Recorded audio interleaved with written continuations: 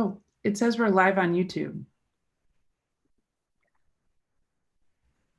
It does say that.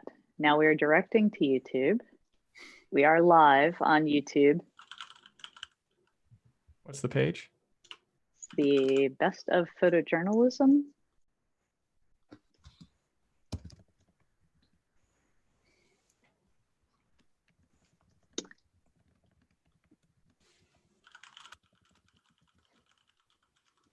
Yep, I see us here. Great.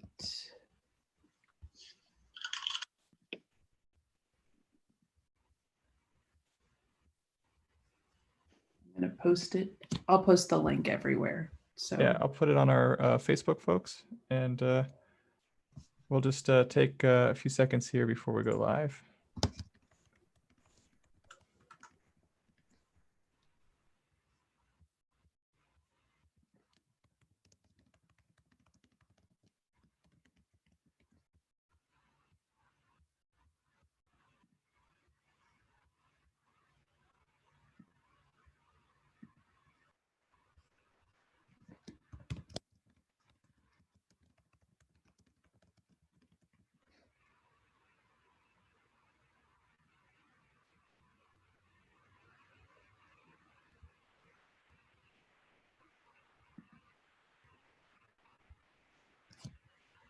And Melissa, you'll want to change your view there to speaker view for the live.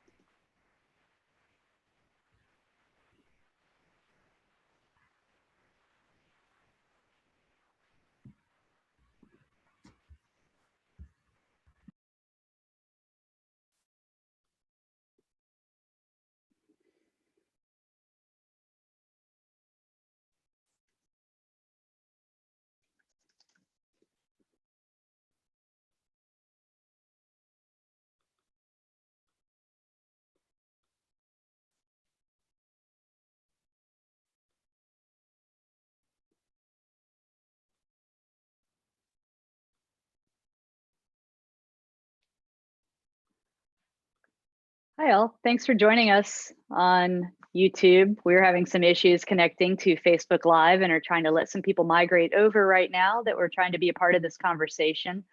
We're gonna wait just another minute or two to get started, but we're really glad you're here and gonna join in.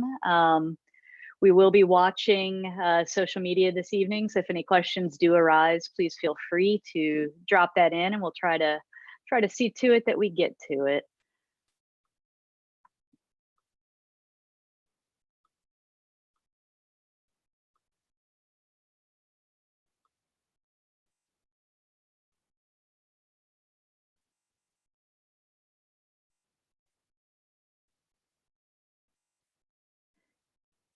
Awesome, starting to see all the highs and hellos come up in the YouTube chat. So we are connected. We are seeing you guys. Thank you guys for your patience, especially all the panelists on here. We appreciate your time and we're really sorry that we've got some delays here, but such is technology. when everybody in the world is on Zoom right now.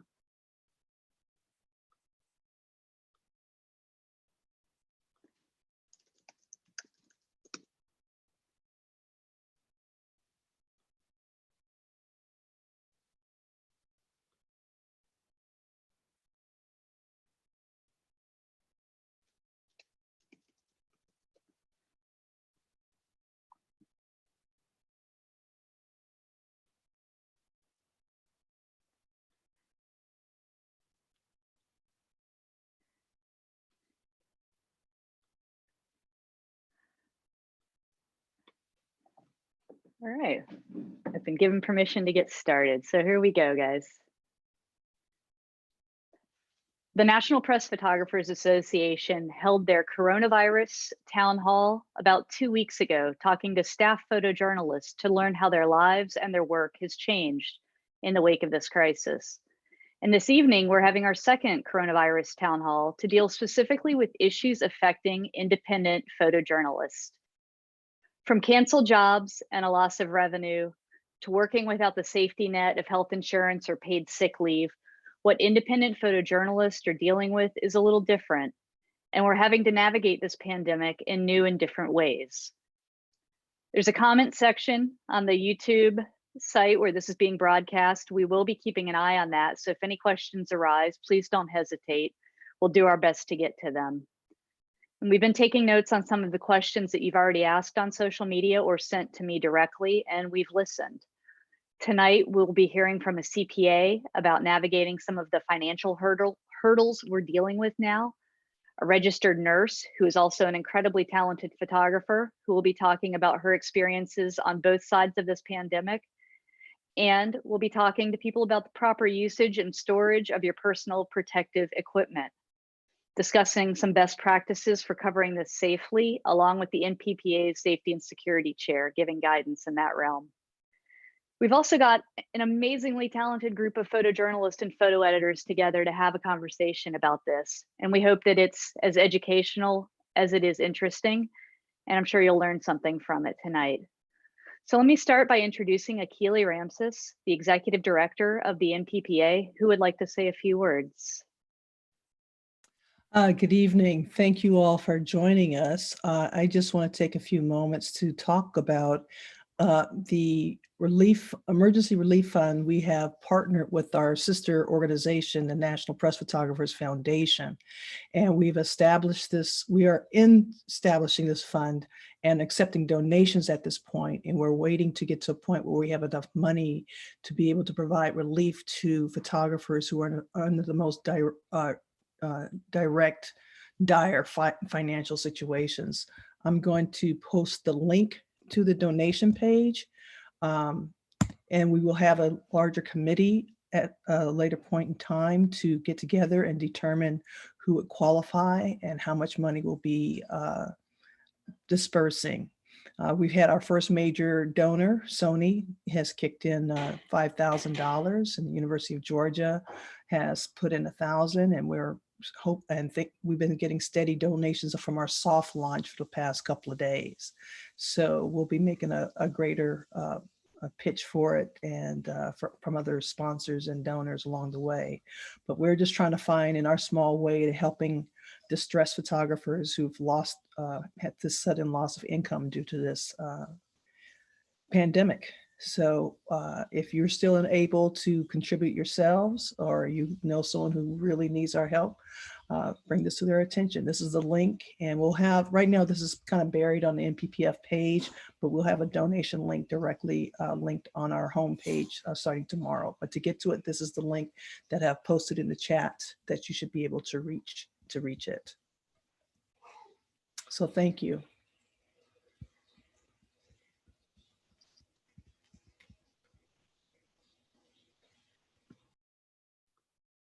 Thanks, Akili.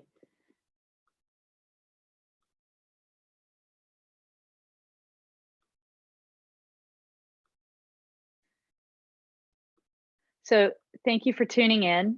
I didn't introduce myself earlier. My name's Melissa Little, and I am an independent photojournalist based in Washington, D.C. I'm also the former NPPA president. and a long-serving board member with the National Press Photographers Association. And I'd like to start by introducing the panelists now. So we've got Megan Peterson, who's the Deputy Photo Director at the Wall Street Journal. Kate Bubach, Photo Director at BuzzFeed.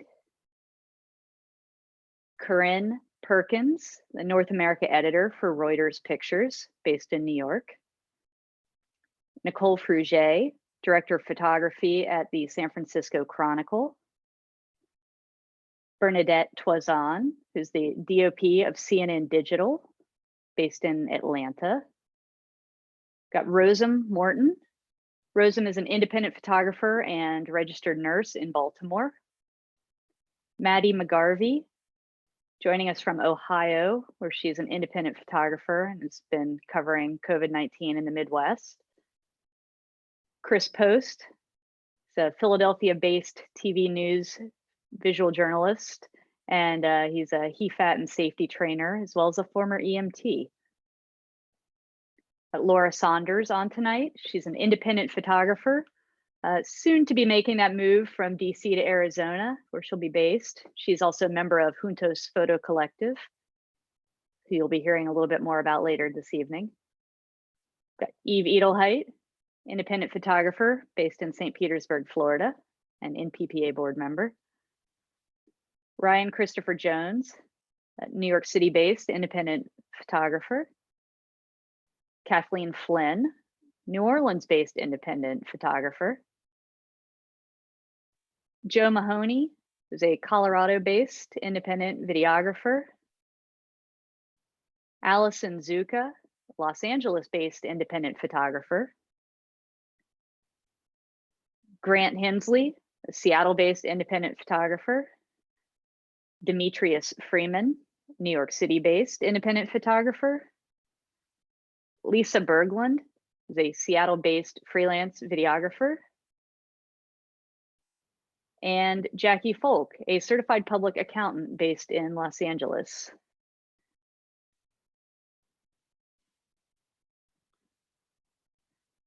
With introductions out of the way here, we're going to jump straight into Jackie because we know her time is precious here. And we had a ton of questions about some financial help for freelancers. We'll just jump straight in. What are the steps that you're recommending to your clients who are freelancers? You suggesting they defer payments on mortgages and rent, file for unemployment, look at the SBA PPPs? Like, what order should people be approaching things and thinking about things as they're trying to sustain their business? Hello, everybody. I've been telling a lot of my clients to take care of home first. Most importantly, make sure that you can cover your food, utilities, shelter, and then worry about things like credit cards, car loans, and other loans, equipment loans later. Most important is to take care of where you live first. So with that in mind, I've been telling a lot of my clients, if you are a S Corp or an LLC and you literally pay yourself on payroll, there are several different SBA loans that are available. One of them is the Paycheck Protection Program, which will pay for up to 8 weeks of your payroll and your payroll taxes, as well as you can take 25% and use it towards your rent and utilities. And if you sign up for this program and get approved, you can literally have it forgiven if you use it for those purposes, which will be more of a grant, which is a really good program right here. The other program that's available is a program where you can apply for a loan and you get up to $10,000 that eventually could be a grant. And that $10,000 is disaster money that's available now. We have clients that are already getting checks for that $10,000 to help you with your business. And you can use that if you're an S Corp, LLC, or a sole proprietor. There also is a bridge loan that's available. And with the bridge loan, they'll bridge you and help you get past this time. And it's at a very low interest rate right now. So it's a really good program. The biggest question that I'm getting from a lot of my clients who are freelancers is whether I should apply for unemployment or do the SBA loan. So, I'm telling people right now, if you qualify, you should first look at doing unemployment if you're an individual that does not pay payroll. So if you're an S Corp or an LLC that doesn't have payroll, you want to start with your unemployment as an independent contractor. So that way you can get immediate money in your hands.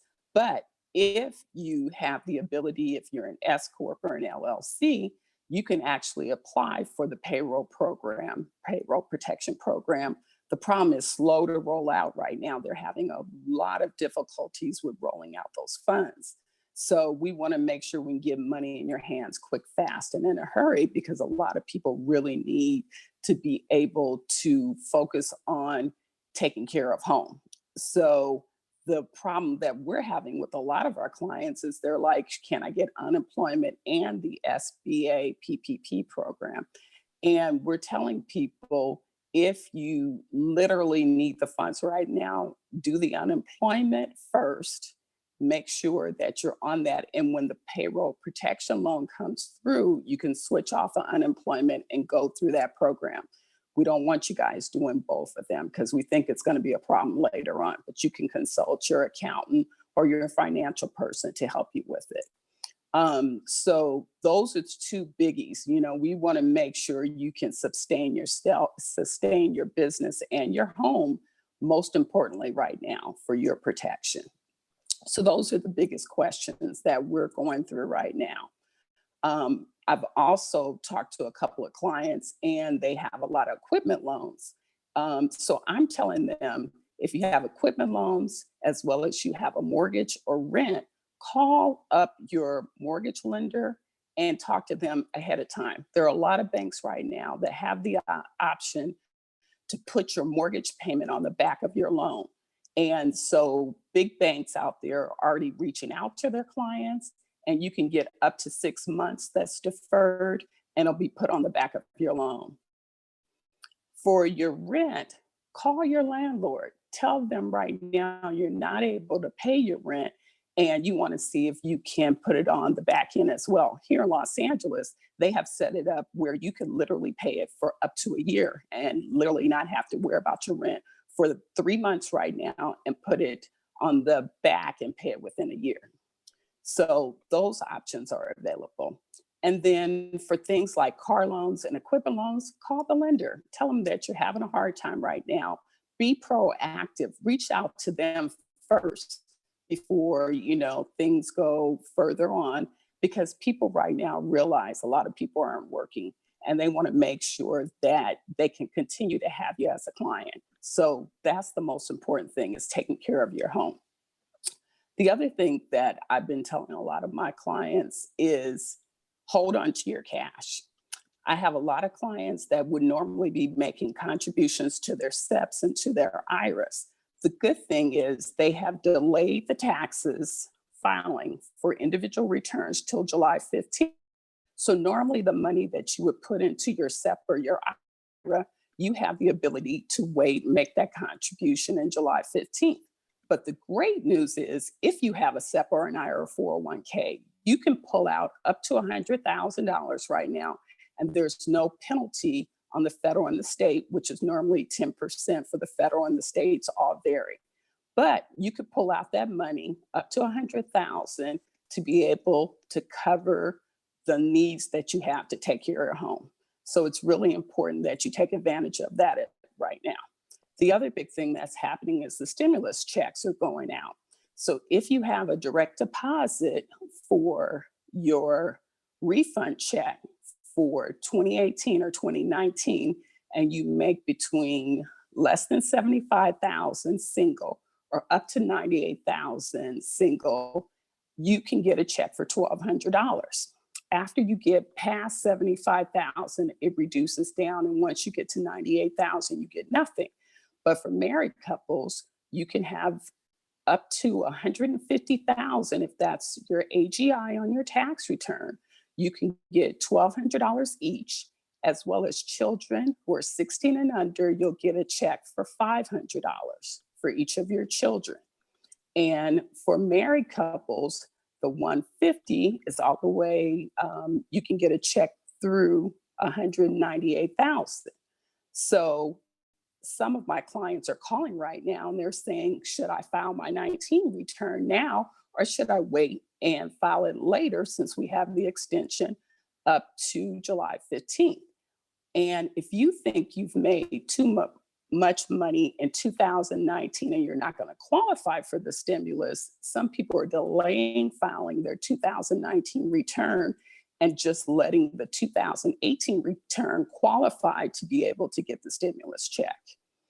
So those are some of the things that people are planning out right now so they can make sure they have the money coming in.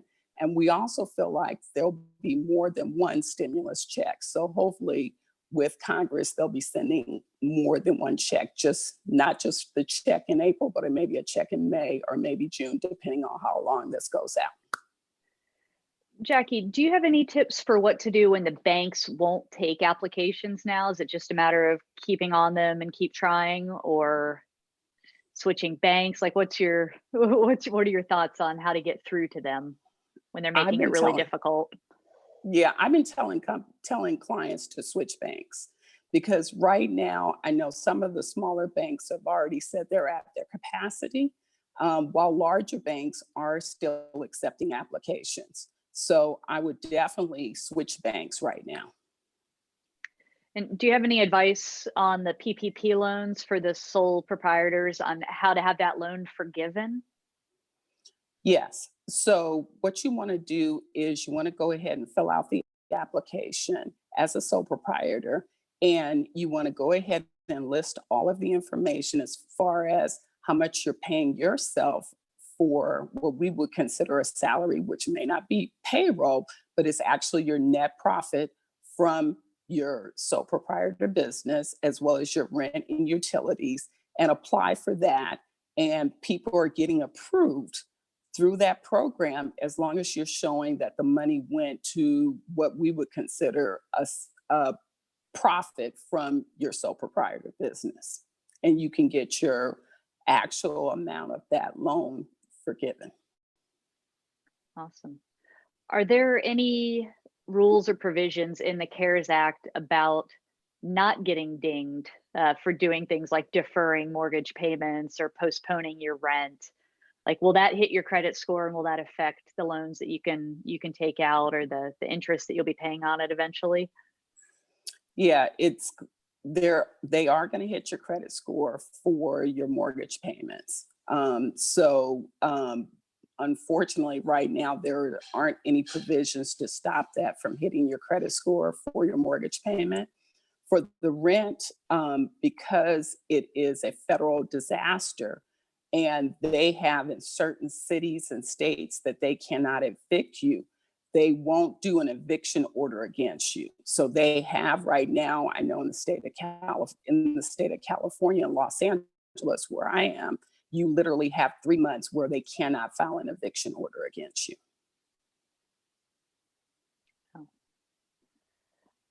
There have been several emergency funds set up from various organizations for freelancers.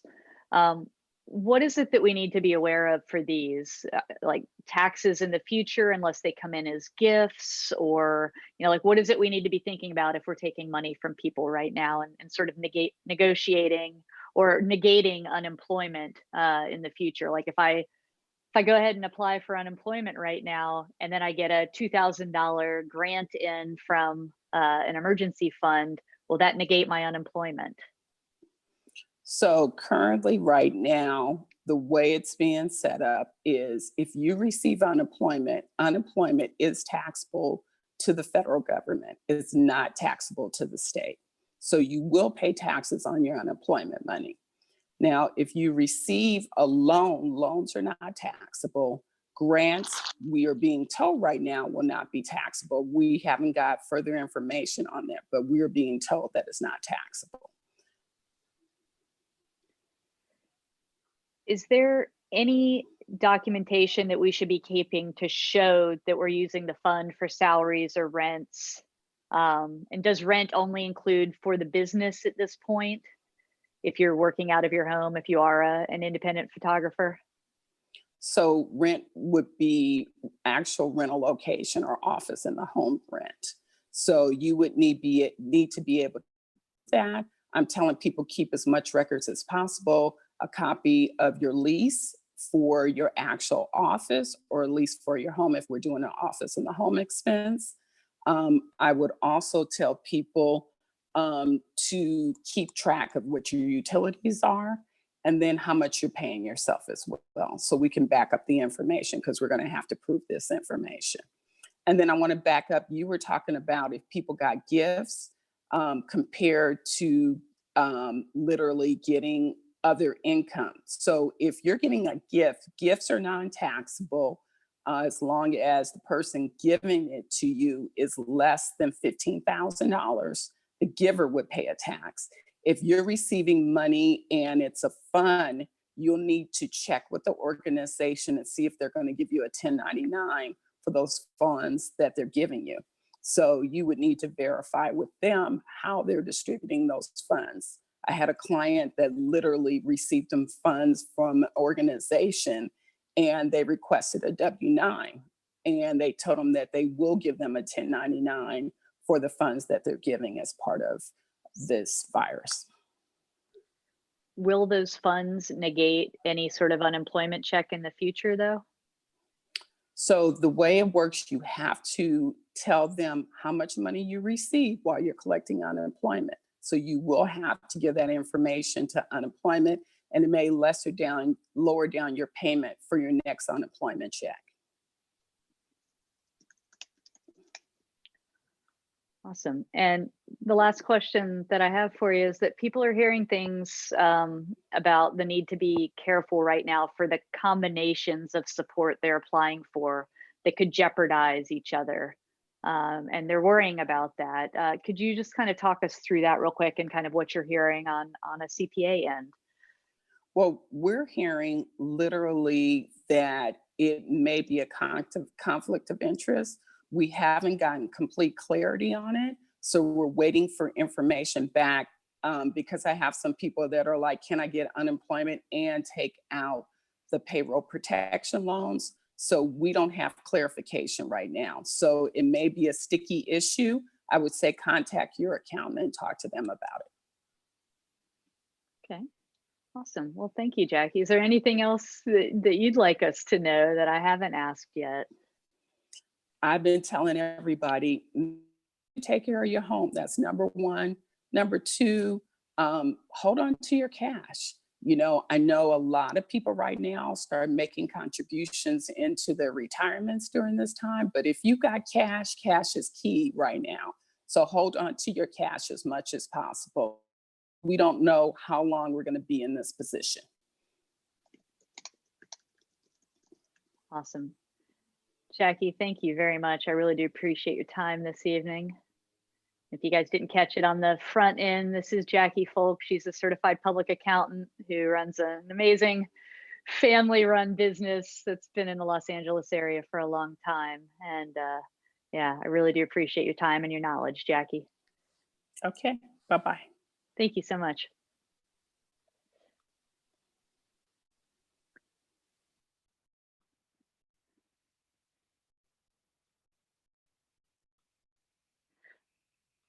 Now we're going to switch over to some questions for some of the photographers. Had a couple join us here. We've also got Mark Kozlerich on the call. Mark is a New York City-based independent photojournalist. And then we've got Tim Matsui, who just logged in and joined us this evening after covering a COVID-19 assignment in the Seattle area where he's based and primarily does video work. So thank you guys for joining us as well. So photographers, thank you guys for being here. There's so many things that we're dealing with right now, and I know firsthand what it is we're going through, the stresses and the, just sort of the ups and downs of the days right now, and all the questions morally and ethically that we're asking, and personally and professionally. So I kind of want to jump into that here and talk a little bit about all of that, from safety to financial to inspiration to to just sort of what our concerns are. So I'd like to start with Grant Hensley. Grant is a Seattle-based photojournalist, and I just think it'd be really interesting to have Grant talk about being in one of the first places that was hit in the US and kind of became the hot spot. Because I feel like in a lot of ways, you guys were doing, what you were doing in Seattle was sort of setting the tone and the standard for how the rest of the country responded. Can you talk a little bit about what you learned along the way, since you really were learning as you're going, and now we're learning from you? Yeah, can you hear me? I think everybody can hear me. I think I'm unmuted. It was kind of a really big whirlwind. It's slowed down since then, but the beginning of March, it was just, well, actually before that, because my first assignment related to it was for the New York Times when the first patient of the US was arrived here. And I remember being a little bit nervous then and seeing a writer I'd worked with before and being, wondering what, how this would pan out. And I ended up working with that writer a ton, which we were, which was awesome to have that sort of relationship and build that relationship, which I've missed since being out of a newsroom. And it just, it happened kind of really fast, where all of a sudden it was like one assignment, and then the next day was one assignment, and then all of a sudden it was two, and balancing a lot of different desks. And I luckily had, most of my work was for the Times, and I had two really wonderful editors. I worked with many, but Krista Chapman and Morgan McCarthy kind of walked me through everything and helped guide me through dealing with how to visualize this, but also how the kind of mental turmoil of having it all be on at your home too. So there were a lot of phone calls that were just checking in, and then the whole thing was kind of hard to shoot too, because everybody had these ideas of what they think Seattle would look like at a given point, and we're expecting images like what we were seeing out of Wuhan, and that just wasn't the case yet. And so it was a big balance for me, but I know all the other photographers that were working here, a lot at Reuters too. I was talking to David Ryder and Megan Farmer at KUOW, and we were texting a lot, trying to figure out what is accurate, because sure, you could wait around, and it was progressively easier to wait around and take pictures of empty streets, but that wasn't necessarily accurate. And a lot of people were asking for that. So I was grateful to have editors that were okay with the fact that that isn't the case. And I also, as far as staying safe, it's almost striking to, we were being careful, but it's striking to think that 5 weeks ago I was in a virology lab, and everybody was just standing around talking, with five, 6 people standing around talking, even though we knew it was here. It was like, oh, well, we're, monitoring where we are or whatever. And now it's like, holy cow, I would be very freaked out if I was standing around with 6 people right now. And now that process has changed and gotten more conservative. But sorry, I'm kind of rambling. I'm not sure how, I don't know. It just kind of slowly progressed. What kind of other questions can I answer? I think I agree with you with how things kind of evolved. Like in the beginning, when it first came here to New Orleans, we they shut down social services and things like that, and we were just reacting to it. So I called a friend who is a housing lawyer, advocacy lawyer, and I was like, what's going on? And she led me to something. And then all of a sudden I'm at someone's apartment where, all these people are living because, they couldn't get their Section 8 housing because of COVID and because things are dysfunctional here. But it was all, at that time it was like, stay 6 feet away. And the message hadn't really sunk in that I probably shouldn't enter into someone's home. This was like weeks ago.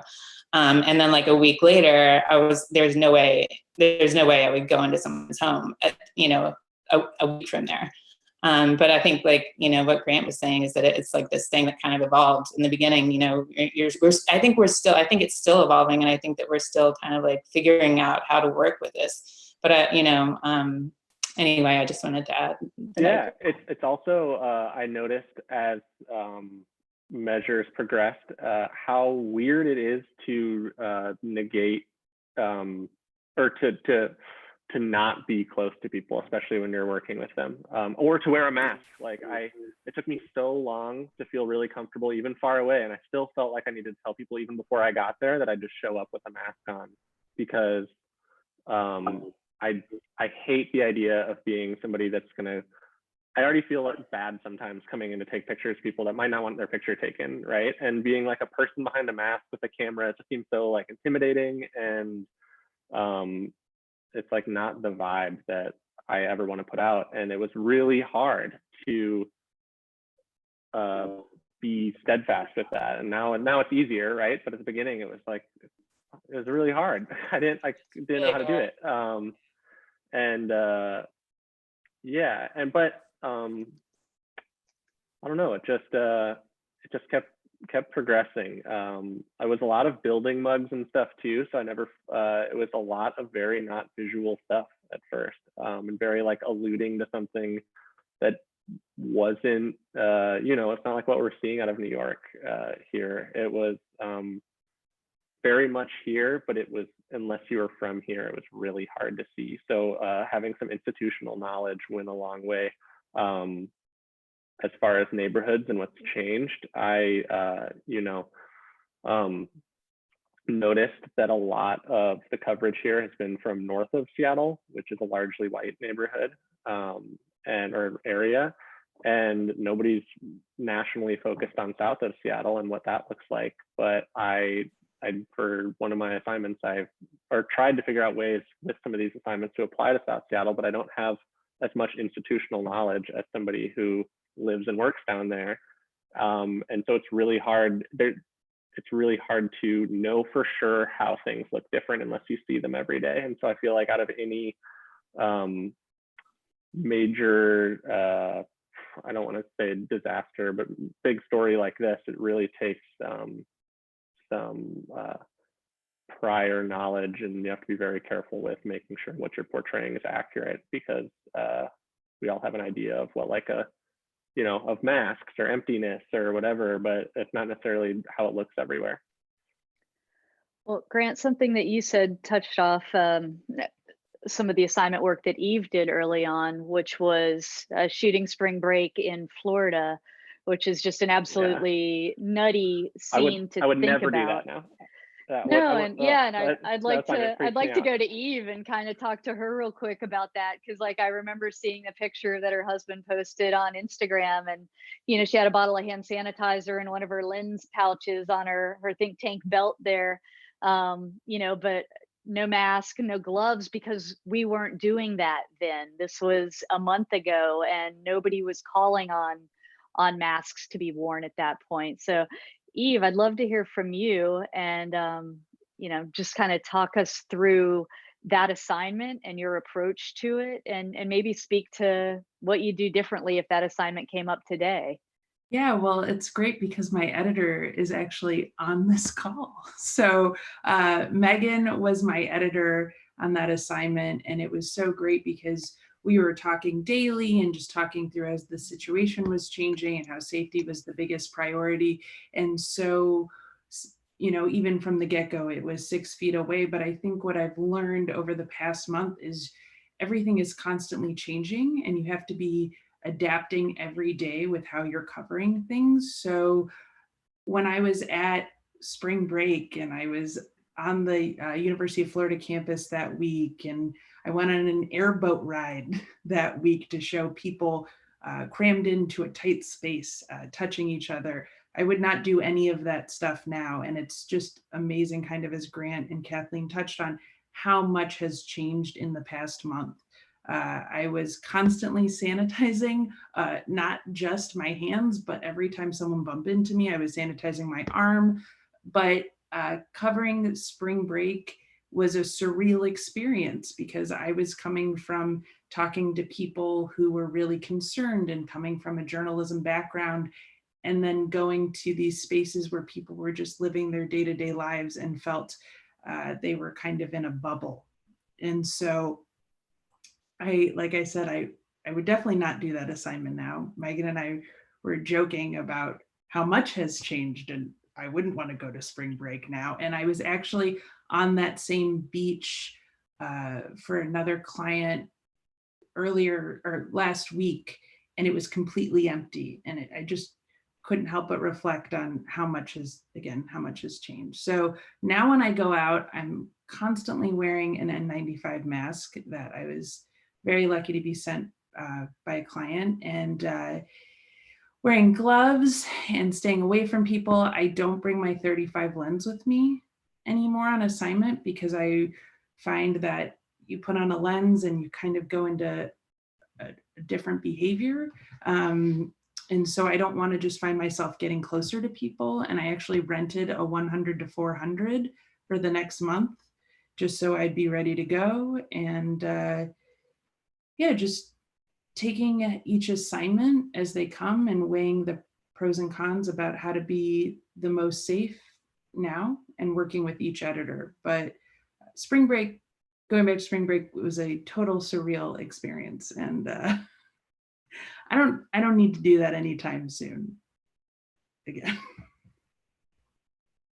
Awesome. Well, we will come back to you with some further questions here. I do want to transition over to Ryan real quick, because I know we're going to lose you because you've got a late night assignment as well. Sorry, I'm apparently in charge of the views, and I am not doing so well here.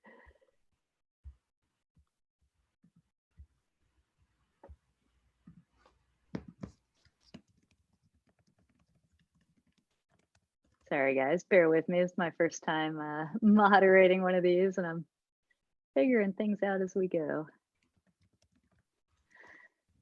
So, Ryan, one of the things that I joke about with friends here is every time I open the New York Times, it's your byline.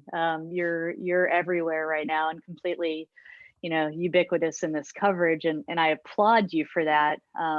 Sort of both your bravery and and just sort of the approach that's driving you to continue to tell this story. I've heard from some people that have said that they don't want to leave the house for editorial assignments right now because they're just not paying enough. They're not worth the risk. Can you talk about the decision to keep working through this in New York City specifically, and how you're approaching things, how that approach has changed? And have there been any assignments that you've said no to? Those are all very good, complex questions. My coverage for this originally started kind of out of necessity. I was supposed to be on a 2-week assignment, and that canceled, and it had no kill fees. So once the assignment canceled, I frantically emailed all of my editors saying, hey, I am surprisingly going to be in New York for the next 2 weeks. At that point, it quite hadn't gotten as bad as it is right now. And so it started slow, and then after about a week or so, it really ramped up. This is my city. I mean, New York is my chosen home. So I do feel not a responsibility, somewhat of a responsibility to document what's going on in New York City. And I've been out there at funerals and photographing people who are dealing with being homeless, and it's getting increasingly heavier. You're kind of running on straight adrenaline for the first couple weeks, but now that the week 3 has really set in, I'm feeling the weight of all of this work. But it is, it's important, and I'm happy to be making the work. And I'm happy that editors, trust me. There's a couple of you on the call right now, Megan and Kate. Thank you very much. Yeah, I feel lucky to have had the trust of a number of editors who are giving me work, and I have a responsibility both to the public, to publications, to myself, to my community, to do this work. I need to be better about giving myself a day or two off, because it has been really, really nonstop for the last 3.5 weeks.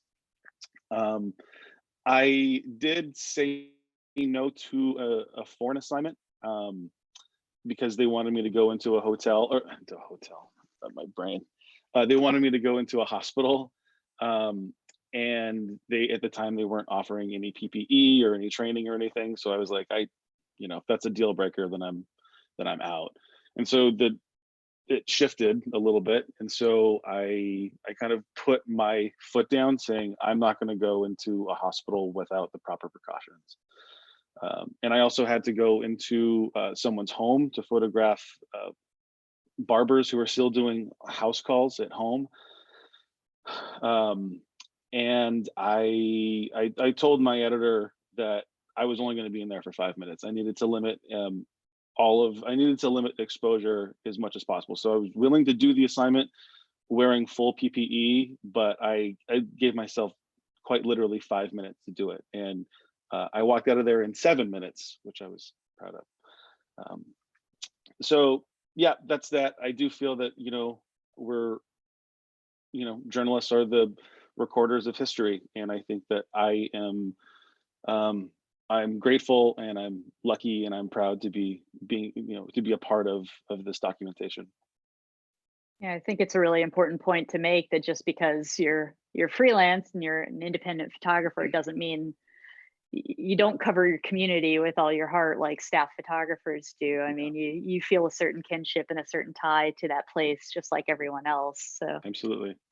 Can you talk a little bit about like the funeral coverage, which is, some of the most powerful work that I've seen recently? It was just the fact that people aren't going to these funerals anymore, and yet here you are riding the bus with, with someone going and to that funeral. Yeah,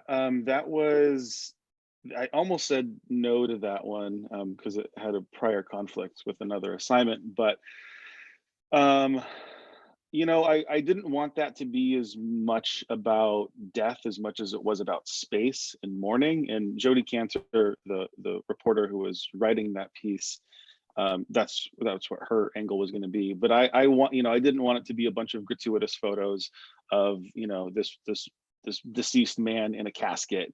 And so I tried to photograph more what it felt like as opposed to what it looked like. And the spatial arrangements of people it was just so bizarre. And I've told a couple friends this, when I left the assignment, or when I left the funeral, Teresa, the woman whose father had passed, she said, that didn't even feel like a funeral. And I didn't want to say it because it didn't feel like a funeral to me either. Because the normal ways in which we grieve and we mourn, they're completely off the table, with touch and with consolation. And as photographers, all the symbols that we read for grief and for mourning were completely off the table too, because your faces are completely covered. So, it's how do I tell this story? How do I make an important picture that communicates the lack of mourning and the lack of grief? And I try to approach vulnerable people sensitively every time that I go out, and I hope I accomplish that. One more question that came in from the people watching on YouTube right now is just, how are you taking care of yourself? I guess both physically, kind of what are you actually putting on as far as PPE goes, but also sort of mentally. I mean, it is damaging to build this up day after day, sort of exponentially so, with the grief and the heaviness. What are you doing to sort of take care of yourself mentally as well? I'm going to bed as early as I possibly can, except for tonight. So I'm sleeping a lot. I'm letting myself sleep a lot. And yesterday was my first day off in 9 days, and I didn't put on pants, and I watched The Office for like 9 hours. So just getting my head into a different story that isn't like so heavy, that was it's very silly, but it was comforting, and it was important. And I have a nice home, and I'm lucky to feel comfortable here. And once you go out into the fields, you are running on adrenaline, and I can't let myself really feel everything that I'm feeling in the moment, but I let myself feel it once I get back home. And writing is a way that I like to process that. So I've been keeping a journal, and writing notes and some thoughts about all of my coverage and what I've been seeing and feeling in the city, and getting it out of my head and onto paper actually really helps. Awesome. We really I was appreciate you going to- sharing. Sorry, Melissa. I was going to That's add to okay, go that, ahead. Ryan, that I had I think I worked almost every day of March. And I know I was like, oh my gosh, that's the most work of anybody. And then I looked at what Reuters is doing, and the Reuters staff here or freelancers in Seattle are doing incredible work and have incredible drive. But I feel like it didn't hit me how twisted the situation was until work started to slow down a little bit. And I processed it after as a photographer, and then as like a resident of this city and of the world right now, right? And had a couple like really heavy days, and felt lucky to have like my partner and a dog, and trying to like sit outside, even though in a space with nobody else around. And it was just different. It was like, even though I felt like I knew everything while I was shooting, the one thing that I didn't have was what it's like to not be, what it's like to be a normal person just dealing with it, and that void, and feeling that nothingness of just sitting in your house waiting was like a really needed part of like sorting it out for me.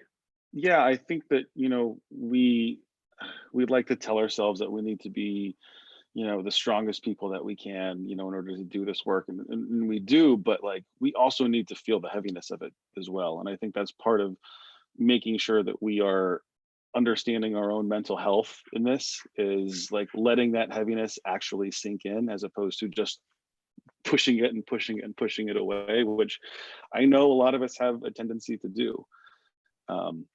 So yeah, giving yourself those little quiet moments of nothing is actually very healthy. I was talking to a nurse that was saying something along these lines, just that having a task right now is actually kind of helpful in a way. And I feel like that's similar to like the position that we're in, and like having a task and like having a mission in some ways is nice. But at the same time, you need to like step back and take stock of what's going on. Yeah, exactly. Yeah. Well, thank all of you guys for sharing. Kathleen, I'm going to keep you up here for a second. Can you talk a little bit about how, as an independent photographer and filmmaker who has certainly taken risks in her career, how do you go about assessing risk like this, especially a risk that you can't see, that's not a physical risk, and just sort of how you're approaching things now, sort of mentally assessing? Well, I think it's interesting because, like you and I, we both worked in at newspapers where we covered a lot of hurricanes year after year. So, and we worked in different environments in different countries. And I think that at this point, it's kind of part of, how we work is we think about safety and security, and that's just embedded in our work and our process. And so on some level, I feel more prepared because of that, like covering Katrina or covering any sort of catastrophe like that has prepared me to work in this environment. But as we all know, this is, we're in new territory. It's different, right? So like we were talking about earlier, things are kind of evolving every week and how we approach to doing this work. And I also want to just say that, like, I have a lot of respect for all the incredible work that's being done right now. And I also have a lot of respect for the people who've chosen not to be working right now. You know, on both ends, it's a complicated, it's a weird time, and we're all, you know, making decisions for ourselves and for the reasons that we've, you know, chosen those decisions. I personally feel like working right now is the right one for me, because I feel like this is right now is a time where a lot of you know, people are falling through the cracks, obviously, and there's so many stories, especially you know, with the dire situation with community news right now, a lot of stories that are falling through the cracks. And I feel like as a freelancer, I can, and knowing New Orleans the way I do, I can try to elevate some stories and elevate some voices that are going to be missed. So, but you were talking about, okay, going back to safety. Yeah, like it's evolving, but I think that, like I said, having those years of working in kind of funky environments, I think that having security and safety kind of being part of like how I work, and like working at newspapers that always, you know, trained us. We had hurricane training every year, you know, those kind of things. It's always in the forefront of my mind. So it's something to think about. And like I said, it's evolving in this new weird environment. We're also, you know, and now we're like shooting stories, you know, outside of windows, which is also, it's a strange new world. When I think you were talking to Maddie about how, you know, we as photographers, we're used to like creating relationships with people to understand their stories and to tell them well. And so now we're having to adjust to kind of a new normal, and it won't always be like this. But for now, yeah, we have to adjust.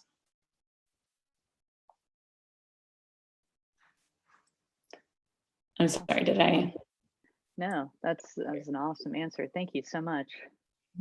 Let's kind of dovetail off of what you're saying here and go over to Maddie for a minute. Maddie, your work is known for its intimacy, its connection, its closeness to people. And I'm assuming that you've literally had to take a step back, you know, sort of both physically and metaphorically with how you're approaching stories now. Can you talk about the conversations you've had with editors before your assignments about your approach and how it may be changing? And how do you express those concerns that you do have? How have those conversations gone for you? Yeah, I mean, it's tough. Like, we all have to kind of retrain our basic instincts as photographers, because we're all taught like intimacy and getting close to people and all this stuff. And now we can't even really like go into people's homes, and you have to stay 6 feet away, if not further. So that's a huge adjustment. I think that, I don't know, freelance photographers are in a little bit of a weird place where I think a lot of people are scared about like work just drying up completely in this, and maybe are not the best advocates for themselves right now. But I think it's really important to just have like a very, very open and honest conversation with your editors. And I'm lucky that most of mine have been wonderful about that. But you know, this is like completely uncharted territory, and we shouldn't be scared to be like, hey, I don't feel comfortable with this, or, you know, I know it's like an invisible thing. So like going into someone's home theoretically shouldn't be scary, but now it is. And so I think we should just be able to like have our limits with what we are comfortable with, and, you know, be very open and honest about that with our editors. And I think, again, you know, people have been really amazing, but also just, you know, making sure you have the personal protection equipment and not doing anything without that. Having any kind of training. I had a training session that was super, super helpful with a publication. All of that has been really helpful for me. But yeah, I mean, this is a complete departure from what we're all used to covering and how we do it. And then we're also terrified too that we could potentially be carrying the virus with us and transmitting it. So there's, you know, I feel sometimes a sense of like guilt, even if I'm doing something completely safe, or what I think is safe, that I could be unintentionally making someone else sick. Like, that's the scary thing about this. It's invisible. So yeah, I mean, there's a lot of hurdles, but I think the most important thing is to have that open communication with, you know, people assigning us the stories and the people that we're photographing. Just being really upfront with your comfort level right away. Awesome. All really good advice there. Thank you. Do we have Tim on the call? Yeah, let me have looking through my, looks like Tim is not on anymore. Allison, let me transition to you real quick. You did a terrific portrait series for the Wall Street Journal. Trying to pin you there, on people who were choosing to wear or not wear masks in Los Angeles. And I loved what you said on Instagram in that post, where you said it's not always easy connecting with people quickly, especially when we're all living a shared crisis where fear lies in getting too close together. In a time when connection, empathy, and listening is more important than ever, when people wanted to share their stories yesterday, they really wanted to be heard and seen. Can you talk a little bit more about your experiences on the street, and specifically shooting this series, and what you were experiencing out there? Yeah, can you hear me okay? Yep. Yeah, so this was the day after Mayor Eric Garcetti had announced that he was urging people to wear masks in public. So for a lot of people, this was the first day, or not a lot, but some of the people I was coming across, this was the first day that they were even wearing masks. We're all kind of experiencing some sort of crisis right now.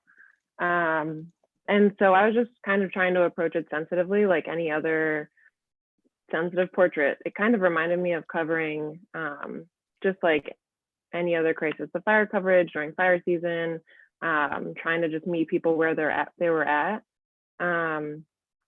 So a lot of times, there would be people that were just right away like, no, I don't want to talk to you. But then when people did want to talk, they just kind of kept going. And sort of to what the guys were saying earlier about like feeling this heaviness and allowing us to feel it, that allowing myself to go there and share my own experiences with people allowed them to open up. So like, my husband's a cook and he's been laid off. And so sharing that common experience with people who were also laid off allowed them to kind of not feel so alone. And like the difference between this disaster and the other disasters, or, one thing that's unique about it is that everyone's feeling isolated. So not for everyone, but for some people, it's like this might have been the first time that they were asked how they're doing by someone on the street. Whereas like normally they might have a conversation at their work or at the grocery store, like, a little bit more informally. So I think like, once I started asking people and people did share, there was one woman that was telling me like she couldn't even put on a mask the first time she tried because she just broke down. And then how that was also triggering for her for some past situations that she experienced, just the mask. So I think for a lot of people, it became real for them, even though they knew that this was happening.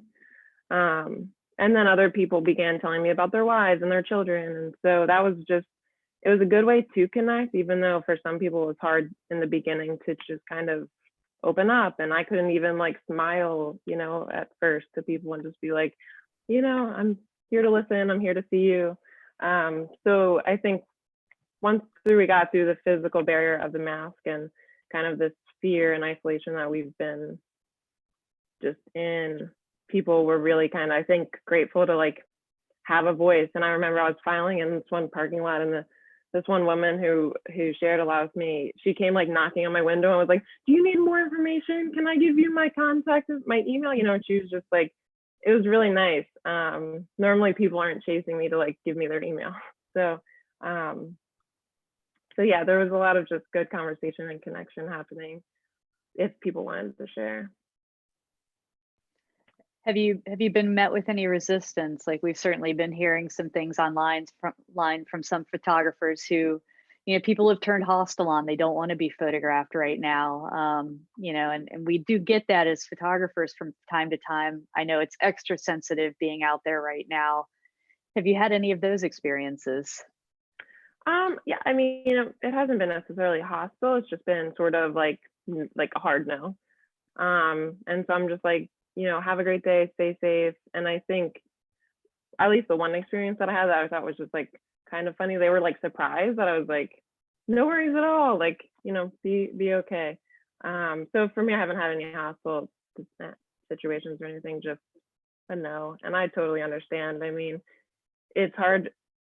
I don't expect anybody to ever really want their photo taken on a good day, let alone necessarily a really tough time.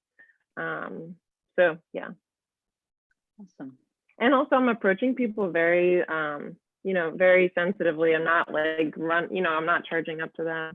I'm kind of just like standing a bit far, obviously, and just explaining like who I am and meeting them where they're at. And so if they say no, it's like, of course, I could totally understand. That's a terrific approach. Mark, Yeah, you were saying that you've had some concerns with sensitivity because of the nature of the communities that you cover there in New York. Can you speak to that a little bit?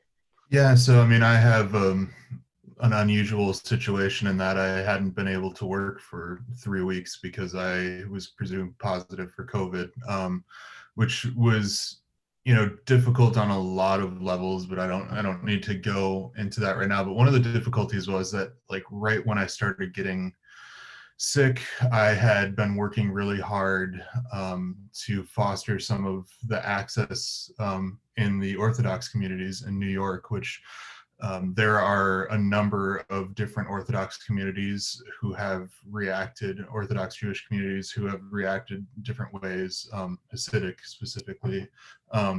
And so I had connections already in the Lubavitcher community, and I was working while I was sick trying to get access to these things in the hopes that I would get better and with enough time before Passover to photograph before I could no longer photograph in the community. And sadly, it just kind of didn't work out that way.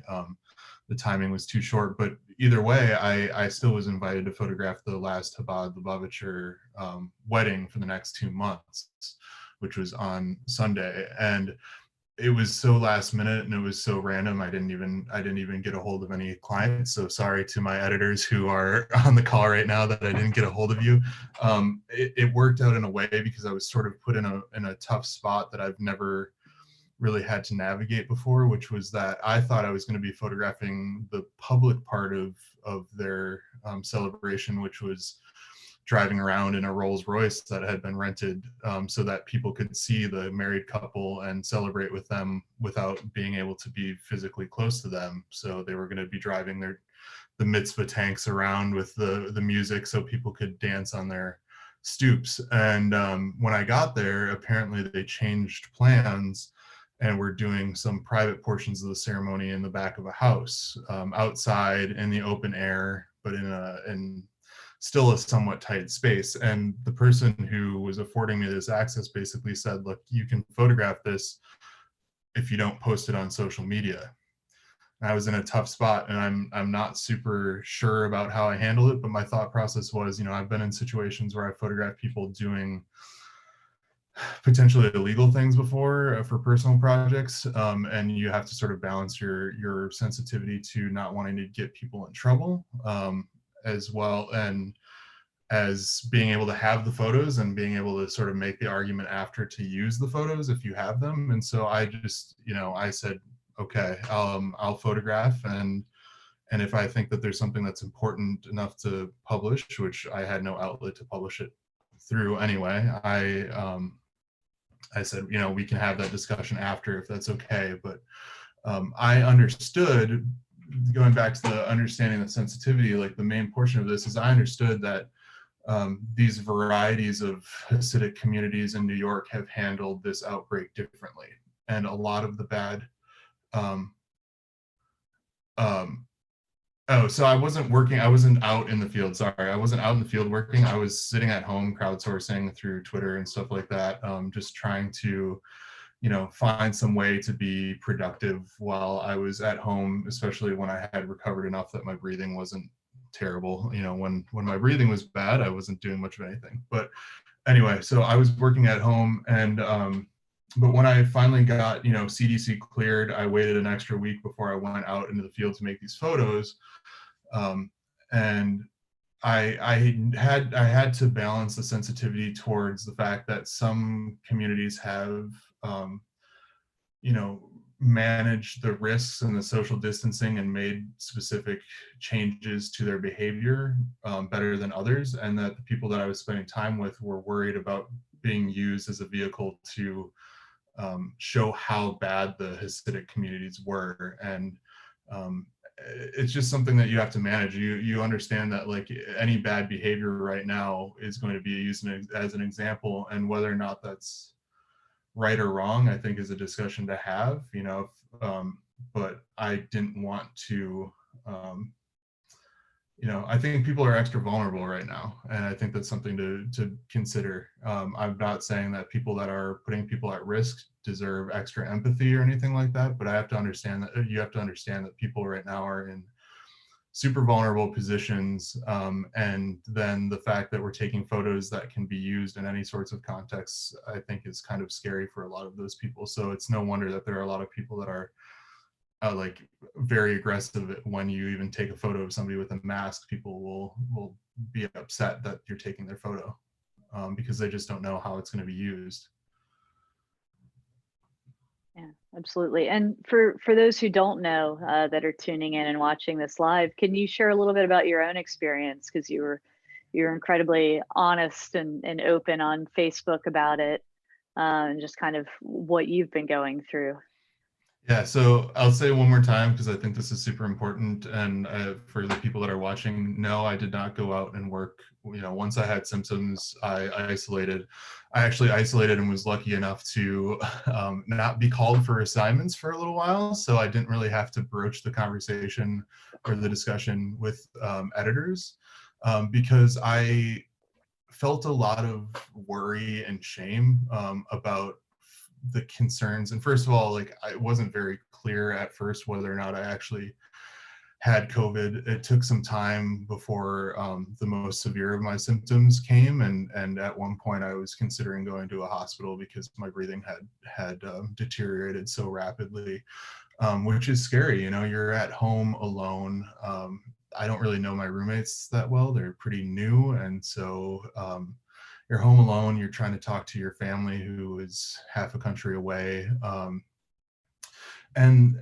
But my concern, once I got myself stabilized and healthy, I had turned down an assignment.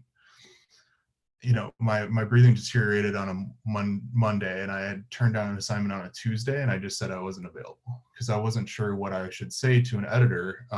I was really worried that editors might immediately start badgering me about how I screwed up. I had taken some pretty extreme precautions using PPE, decontaminating when I came home, undressing when I got home, and putting my clothing aside, and trying to do everything as best as I could from what limited information I had. And I will give a lot of props to Reuters, who put out pretty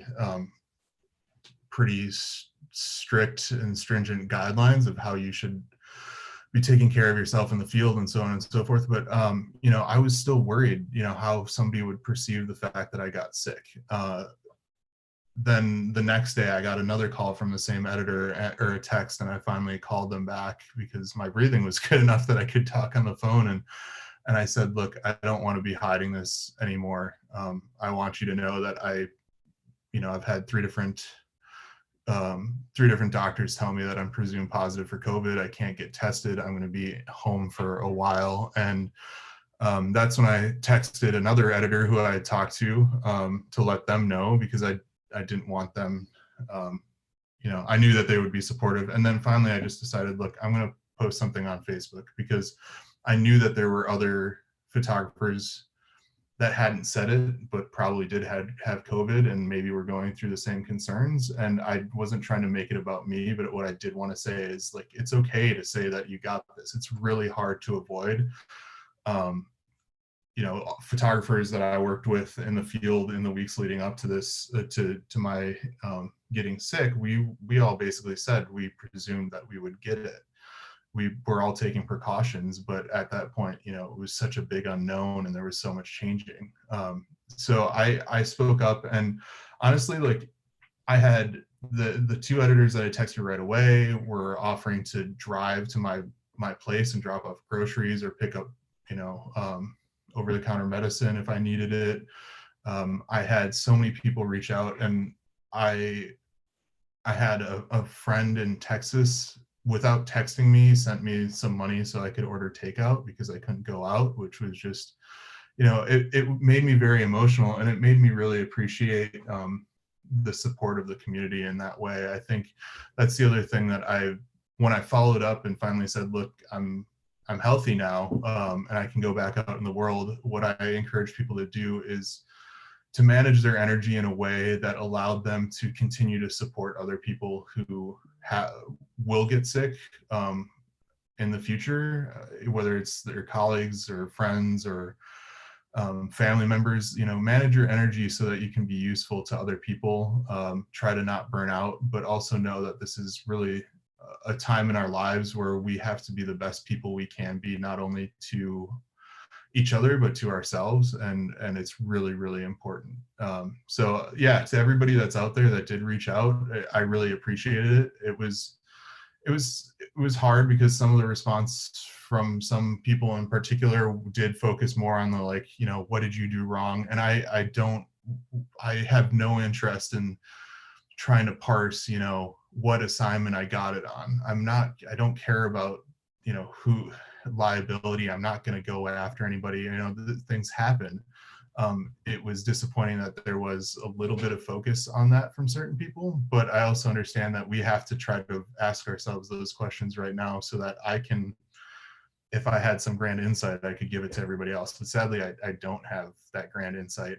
I thought I did everything right, and I still got sick, and it's really scary. And I'm really scared for everybody else that's going through that right now. When did you feel comfortable going to work again, time-wise and symptom-wise? I took an extra week after, so the CDC says no fever for 72 hours, which I literally had a fever for 1 day, well before my breathing issues. So CDC says no fever for 72 hours, no symptoms, and over a week past your onset of symptoms. Once I hit that mark, I actually waited another week. I took some time for myself, just from an emotional standpoint. I had a lot of conversations with friends in New York about what they were seeing out in the field. And I honestly had to come to terms with the fact that I was in bad shape for a little bit. I was lucky to stay out of the hospital, but I was in bad shape. And there are going to be photographs that I'm going to have to make in the coming weeks that will make me kind of see in stark relief what could have happened to me if something went worse. So I wanted to take a little extra time to, like, sort of process that. And then Sunday night is when I went out for the first time, and I made that conscious decision to photograph in the Chabad community because I didn't want the first thing that I photographed to be something sad. You know, I wanted it to be something where I could be creative and make something different and maybe have it be like a joyous celebration of something in the time that we're living in. But yeah, I took that extra week not only for concerns about health and safety, but also just for my own mental well-being. I just wanted to add a quick thought too, or like experience that happened to me. I found out beyond 2 weeks that someone that I was photographing or as part of a story tested positive. And so when I found that out, I wasn't necessarily, I'd never like came into contact besides just doing like a bump, like an elbow bump, hello. And so I after that just reached out to editors that I was working with. Megan was one of them. And just was like, it was for a different client though, but I just wanted to like have a conversation and just be transparent about, I am feeling fine, I don't have any symptoms, but this happened. And I was just received with like support and checking in and talking with, just having conversation around it. So I thought that was helpful. And I'll say I was just so glad she called. I mean, it's like, it's, you know, I know it's got to be a scary thing for freelancers to kind of call and tell their editors something like that, but and I checked in with our, safety advisor, just to double check, but, even if it's, kind of in this, even if you think you might be okay, just having that conversation with your editors who like also might have good resources to kind of find out what the best protocol is always a really good thing to do. You guys for sharing your experiences there. And Mark, like I said, I'm really glad you're feeling better, man, and back out there. Yeah, thank you. I'm glad to be out there. The one thing too that I'll say about the experience too is like the fear, and I really encourage people who are afraid to reach out to their editors, and hopefully you'll find the support that you need. But like, there's also the fear that I had of like, wow, I'm out of work for 3 weeks. Like, I'll probably just drop down the chain of people getting calls and stuff like that. And I think everybody, I really encourage everybody to just, continue to do the right thing, to take care of yourself in whatever way that is. And, right now, if what I've been telling a lot of people who are feeling upheaval about like whether or not they should be working or whether or not they're, being present enough for the editors, how it's going to affect work is like right now is honestly a time for survival. Like you have to take care of yourself first and foremost and not worry about, how you're going to be furthering your career right now or what new skills you need to learn or how you're using your time. Like you got to take care of yourself, number one, and worry less about, it's hard when you don't have income, and I don't know, I don't know what assignments will look like, but like, please do take care of yourself and advocate for yourself throughout this process for sure. Awesome. Thank you, Mark. Rose, I'd like to switch to you real quick. Your piece on National Geographic was a series of journal entries. I mean, you also work as a nurse in Baltimore, and you've been chronicling your days with timestamps and markers about how many reported cases there are and how many deaths in Maryland. And it brought this really incredible first-person perspective that, one, that your work is known for, but two, that we're not really seeing because journalists aren't getting access to a lot of those areas that you can go in with, I'm assuming, your iPhone, and while you're in prepping for surgery and getting your scrubs on and tucking your hair into your cap. Could you talk to us just sort of about this unique experience and sort of working in that environment, both as a nurse and someone who's always thinking visually in the back of her head about what needs to be told in this? That's a really hard question to start off with. Hi, I think I kind of started off doing a lot of autobiographical work when I was doing a lot of trauma recovery work on myself. And in that process, I actually had taken a couple photos at work. So I had, I guess, in some ways, practice of like how to visualize what I wanted to say when I was at work. And now that we were gearing up for COVID, I had thought that it would be really important to tell stories, especially in a healthcare perspective and health provider perspective. Because of access, and I knew that it would be really difficult to follow somebody around in their work processes. So I kind of started thinking about every time I got a break or like a second at work, could I make an image right now? So then I kind of just started getting in the habit of doing that, and in some ways kind of worked out. And during the time that I started paying attention was also when our hospital was really transitioning. So the first day I actually started my journal was probably the last day that it was normal at work. So it kind of in some ways worked out, also just thinking about those aspects of how I was going to tell the story. I hope I answered that question. Yeah, absolutely. I mean, a lot of what you've shot is sort of self-reflection in there, and I assume that's just for HIPAA and for patients' privacy rights.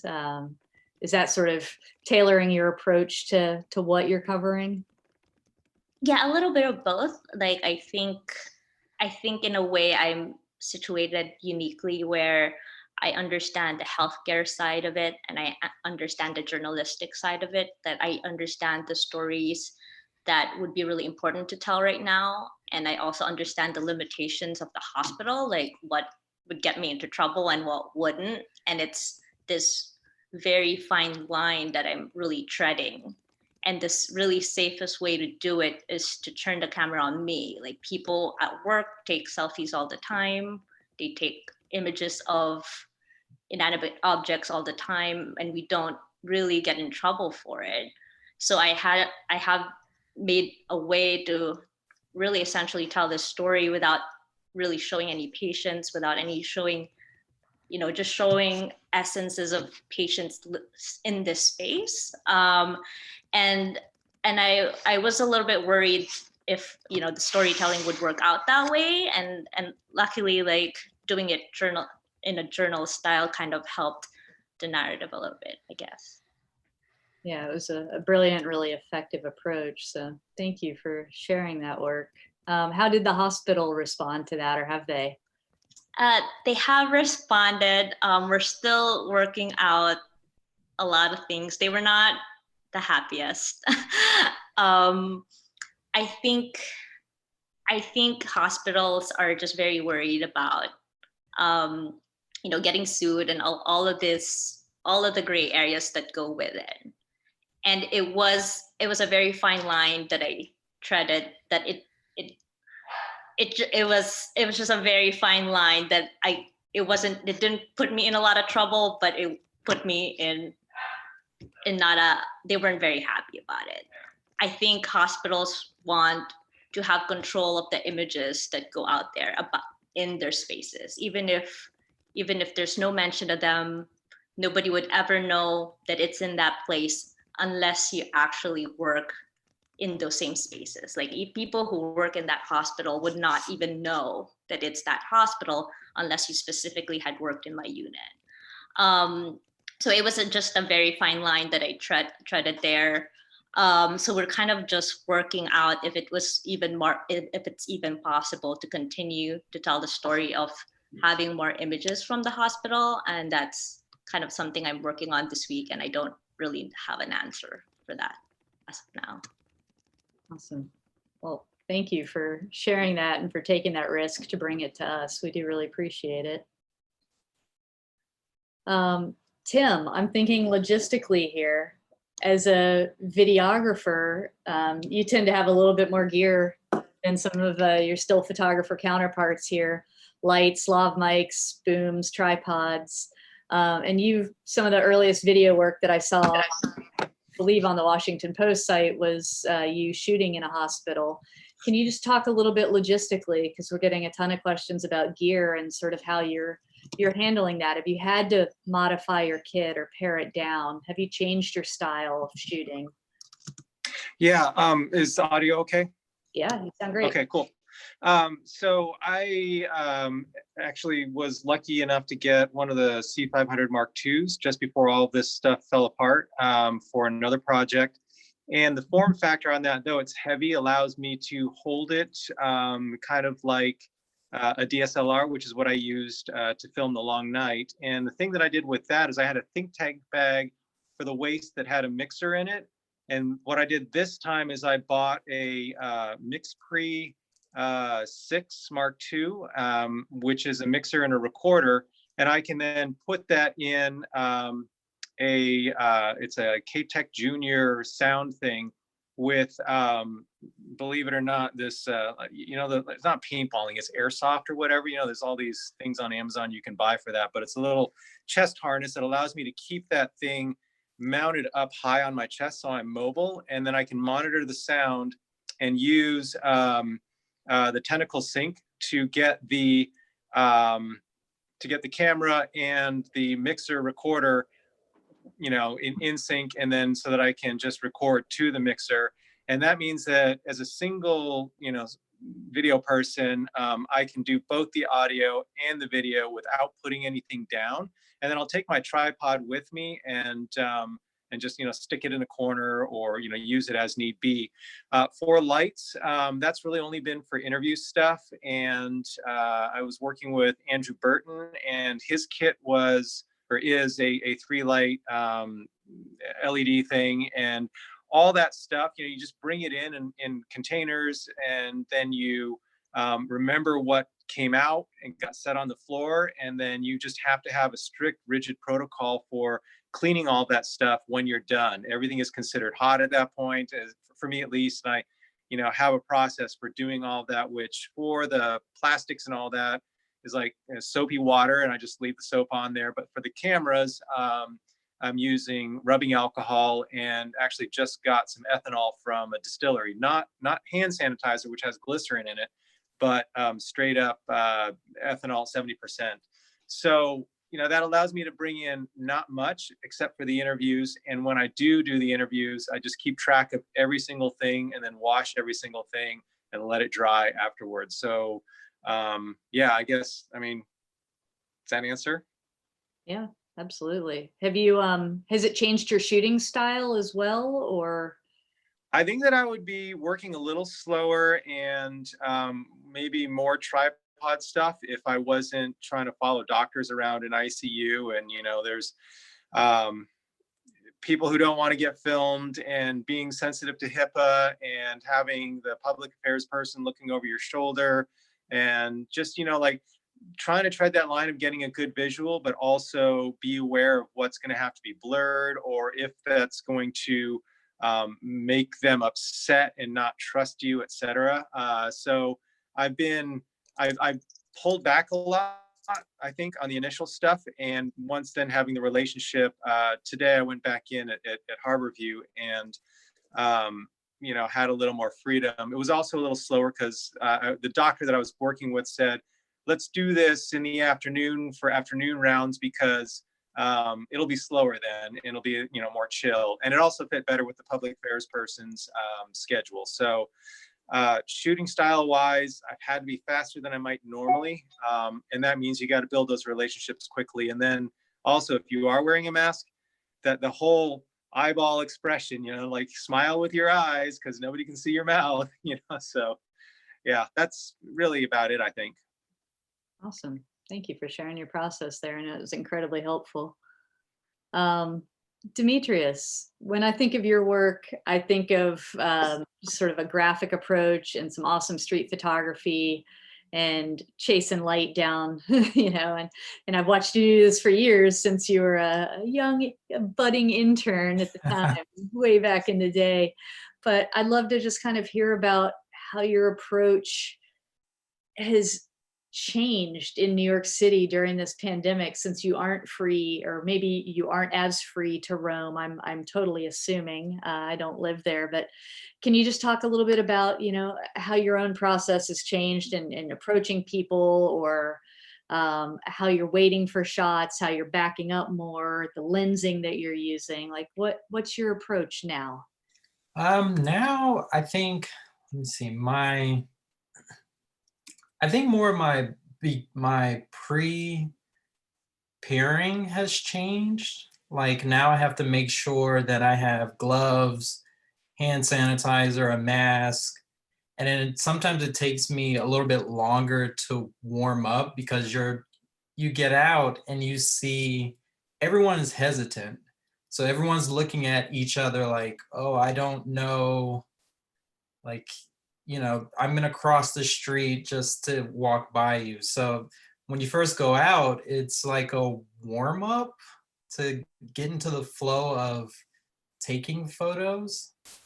And so like creatively, I have to take a minute to warm up. And then as things start to flow and I start to forget what's going on, you start to look for those moments that are all around.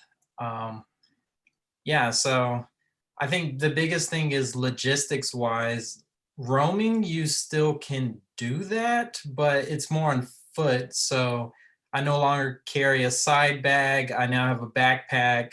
I try to organize everything so that I don't have to go into my backpack, and then remembering not to touch things.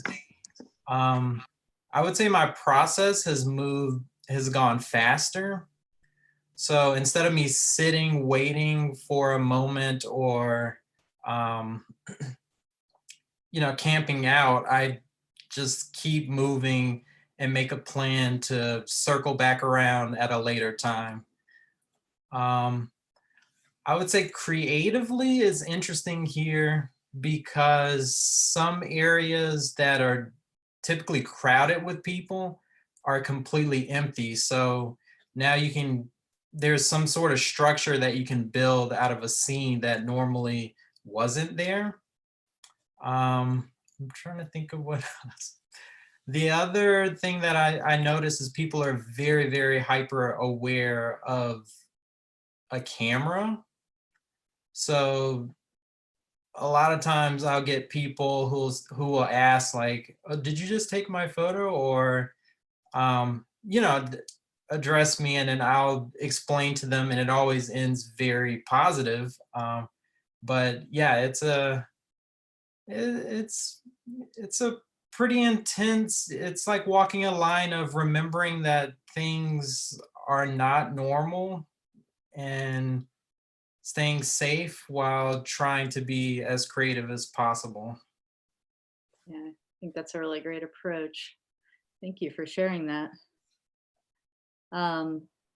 Joe, let's talk a little bit about longevity and just the things that you've covered in the course of your career. I mean, you've had huge stories in your own backyard, being based in Colorado, from Columbine shootings to wildfires. Can you talk about how this compares, how it's affecting this community that you know so well, and sort of what you're seeing there compared to other big crises in your own backyard? Yeah, sure. Can you hear me? I've been on mute for a while. Okay, great. It really sort of, it feels like parts of both those stories that you mentioned, in terms of it having a scope that's like the wildfires, but even the wildfires, as big as they got when they were really a big story, didn't cover the entire state. This is in 59 of our 64 counties, I think, as I saw. But at the same time, the death toll has been comparatively low, which granted, anyone's death is an issue, but so we don't have the grief that we had with Columbine. In Columbine, for me, a big part of it was the funerals and just the grief, and we're sort of not there yet. So it feels like there isn't a there. It's really it's been really disjointed. Yeah, I think you're dealing with what a lot of people that aren't in the sort of New York, Seattle, New Orleans hot spots are dealing with. And that's a really great point, that there's not a there yet. So how do you continue to creatively cover this story and sort of pivot and continue to tell a really important story when the pictures might not be there yet either? Yeah, I mean, that's a good question. It's been sort of a challenge. So I've mostly been doing work for a foundation that specializes in health equity and social determinants. So their mandate is all over the place. There's a lot of different things, from homelessness to how people are reacting economically. And everything's sort of shot from a distance. And that social distancing has really been, like a lot of folks have said, it's affecting me. And it's kind of, what's striking to me is that I've always been kind of the fly on the wall style. I really try to back off a bit and just let things develop. And what I'm realizing is that I spend a lot more time connecting with people than I really ever acknowledged, because now I go up to shoot someone and I am, across the street talking to someone who's waiting on a COVID test, or a woman who's, waiting, afraid of being evicted. I'm trying to shoot a portrait through a window or something like that. And so, that kind of, that's been jarring actually on assignment. So, I think I haven't really solved that problem. I don't feel like a lot of my photos have been terribly compelling, but you just keep plugging away and hope something turns out well one of these times. Can I just jump in real quick? That's something that I've heard a lot from a lot of photographer friends that, like, across the country, is that they worry a lot that their photos haven't been good enough or compelling enough. And one of the things, like, for especially the people that are listening, that I've been telling my friends too, is like, if you're a part of a staff or a part of a team or a freelancer, whatever it is, and you're adding to the understanding of what's going on right now, like just cut yourself as much of a break as possible, because you can't set yourself the bar of making groundbreaking pictures. You're right now, the bar is to, try to contribute in whatever way is helpful moving the story forward, and understanding that, like, it's an incredibly difficult time. And I know photographers are super hard on themselves, and I've been hard on myself sitting at home thinking, like, what's the profound photo that I'm going to take when I'm out? But then I just kind of go back to realizing, like, it's all a part of contributing to the collective historical experience that we're having. And so not every photo is going to be the best photo you ever made, but it still doesn't mean that it's not a contribution, Yeah, I think we should ban that Robert Capra saying where your photos aren't good enough, you're not close enough. Like, we can put that on hold for the next year or so. Yeah, absolutely. Well, thank you for the work that you're continuing to do out there. And, for all of our sakes, I hope there's no there in a lot of our backyards. Lisa, I'd like to transition to you and just talk a little bit about how you've branched out into commercial and corporate photography, like a lot of us have as freelancers. And, it's my understanding that you've been greatly impacted by cancellations and losses of job and revenue right now. I just want you to kind of speak to this and how it's affected your business and sort of what you're doing in the meantime to kind of pick yourself back up. Yeah, I feel like I'm coming at this from a little different perspective. I have a video production company in the Seattle area, and it's weird to be in the epicenter but not really doing any stories. Listening to you guys, I think, wow, you guys are doing such powerful work. But for me, I've made a living doing a lot of work for nonprofits internationally. So pretty much most of my income last year was made internationally. So a month ago, that all went away. Every international trip I had planned just went away. So yeah, so I'm one of those people waiting in the deep end. And I guess the best advice I have is, if you're out of work and you don't have anything on the horizon, number one, like other people have said, take care of yourself and take care of your family. Number two, take care of your clients that you do have. I've made sure that in the last few weeks, I've just circled back to every client that I have and ask them how they're doing, if there's anything I can do for them. Because right now for me, it's not, it is about, I need to make money, but it's also about keeping relationships and trying to build community, even though I don't feel a part of one in a big way right now. So just circling back to clients, I have a good friend who has a video production company in Baltimore, and he actually in his studio set up a whole lighting setup and let his clients come in for free and do little on-camera things for their business if they wanted to. And so just like trying to find ways to give back to your clients, even though you may not be getting paid for it. Also, I've found for me that I'm trying to schedule my week as if I am working, even though I'm not working, and just decide at the beginning of the week, how many hours do I want to work? And then decide, what am I going to do? So trying to find those old, like cleaning out the basement of all the gear I don't use anymore, and trying to clean out the office, all these things I've been putting off for years. And actually, if I don't write them into my calendar, they will not get done, even though I have a lot of time on my hands. So just trying to make the best use of this time, learning new things, trying to, learn Da Vinci color correction, and just trying to do all those things that I haven't gotten a chance to do. And then thirdly, I feel like if there ever was a time that called us to be creative, it's now. So trying to think, and I really appreciate what Mark was just saying about, this is our chance to sort of reach into that creativity and contribute and give back a little bit.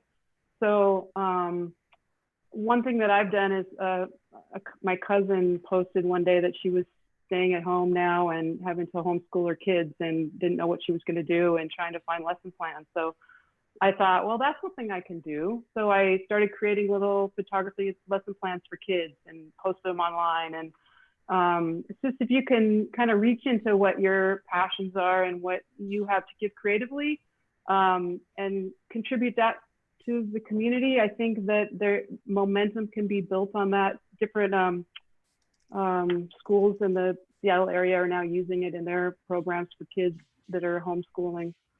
So anyway, I think it's just trying to honor your own creative expression during this time too. So yeah, I don't know what the future holds for my business. I'm hoping that it'll pick back up when all this kind of settles down. But I think the more that I can connect to my clients, the more that I can just try to be creative and, you know, I don't know if that was a very good answer, but Yeah, so it's great. tough. It's really tough. Great attitude for sure. Yeah.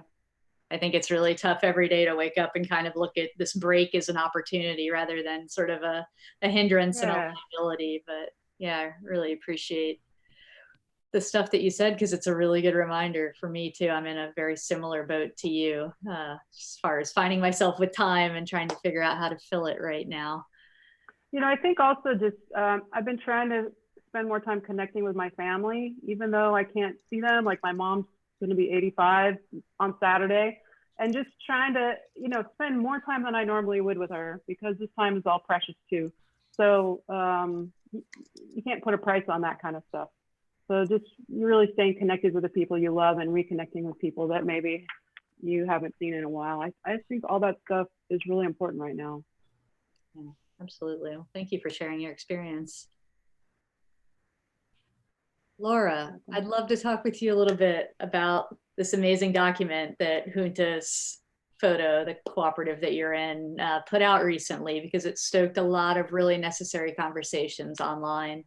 And I think a lot of good will come out of it. I'd love to know from you where that document came from, sort of what the catalyst for it was, and how you are collaborating with editors right now on the best safety and storytelling practices. Oh, yeah, there we go. Thank you, Melissa. Thanks everyone for this conversation. I'm really glad to be here and talking about this in this way. The document that Melissa's referring to is an open letter that we put out as part of the Juntas co-op that I'm in. And we're a group of visual journalists who are, we've come together sort of in a moment where we saw a lot of different conversations happening, and we really wanted to come together and work together and support one another and be really accountable to the communities that we're working with and in and are a part of. That's like a really fundamental part of how we all see our roles as storytellers. We basically were just having conversations as we saw things escalating and getting more clear that this was really going to change our way of working and living. And so we started having conversations about our concerns as freelancers in particular, and the hard conversations that we didn't hear much public discussion around, but we knew people were having privately. So this open letter just sort of became a way for us to express those concerns. You know, and for us, it was a process of accountability for people who are making stories, but also the editors they're working with and the companies and the organizations that are a part of that conversation. We really wanted to make sure that there were proper sort of discussions happening about what does it mean to be working in this time? How can we support one another? How can we focus on health? How can we raise issues that are longstanding in this community that are also challenging conversations to be having about what it means, like, do we have the privilege to stop working? Who are the people that are going to be impacted? We really felt concerned that we were going to start losing people in the industry because they can't work. So it was discussions around safety, around PPE, around hazard pay, around, you know, just what are the practical things that we can do, and also looking at what does it mean to be going into certain communities that are really vulnerable, and just having a better sense of industry health overall around those issues. Huh? Awesome. We're not done yet. What? We're not done yet. Hang on one sec. I'm gonna get everybody to mute here.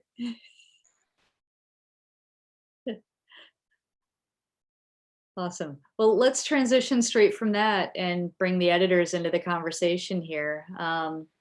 You know, from you guys that are on this call, I'd love to hear what your news organizations are doing to ensure the safety of freelance photographers that you're hiring for these assignments. And anybody who wants to jump in, please feel free. So we're at the Wall Street Journal. We are providing PPE to the freelancers that are working for us. So, you know, we'll either mail out or have, you know, there's several people in New York that have the masks and sanitizer that we can organize pickups with. So we want to make sure the freelancers have what they need in order to be doing their job safely. We've also been, you know, giving the freelancers working with us the same training that we're giving our staff reporters. So we have our senior manager of news risk who's running these trainings. We've been doing them virtually, you know, and he's also, you know, not just available to us all the time, and we will consult him constantly. So like, you know, the story I worked on with Eve for spring break, it's like I'm calling him every day to make sure that the situation hasn't changed in Florida and we want to reassess, you know, how we're feeling about safety there. But he's also available to talk to directly for people that are working for us. You know, so we're really focusing our effort on safety and also, yeah, making sure, you know, people feel well trained and comfortable, and also comfortable saying to their editors, like, no, I can't do this. I don't want to do this. I'm not comfortable. You know, and setting really clear guidelines. Like briefings are always really important, but they're more important now than ever. So making sure there's guidelines, you know, not just for what to shoot, but also what the boundaries are. So let's say that you're, you know, near a hospital or in a hospital, but in areas that have not been, you know, COVID infected. If someone says, oh yeah, come through here, you know, I'll show you this like more interesting spot of the hospital, we want to make sure that they like feel empowered to say no, and that, you know, we're advising them ahead of time, like, you know, don't cross this line. But also, yeah, anything ever changes on assignment, I've been much more explicit than usual to like, you know, put your own safety first and your own, you know, just to use your best judgment, and that it's going to be okay. I'm not going to be upset about it. Absolutely. And I appreciate that. Some of the other editors on the call, can you talk a little bit more about what your organizations are doing, how you're collaborating with photographers on best safety and storytelling practices? At CNN, we take this virus extremely seriously.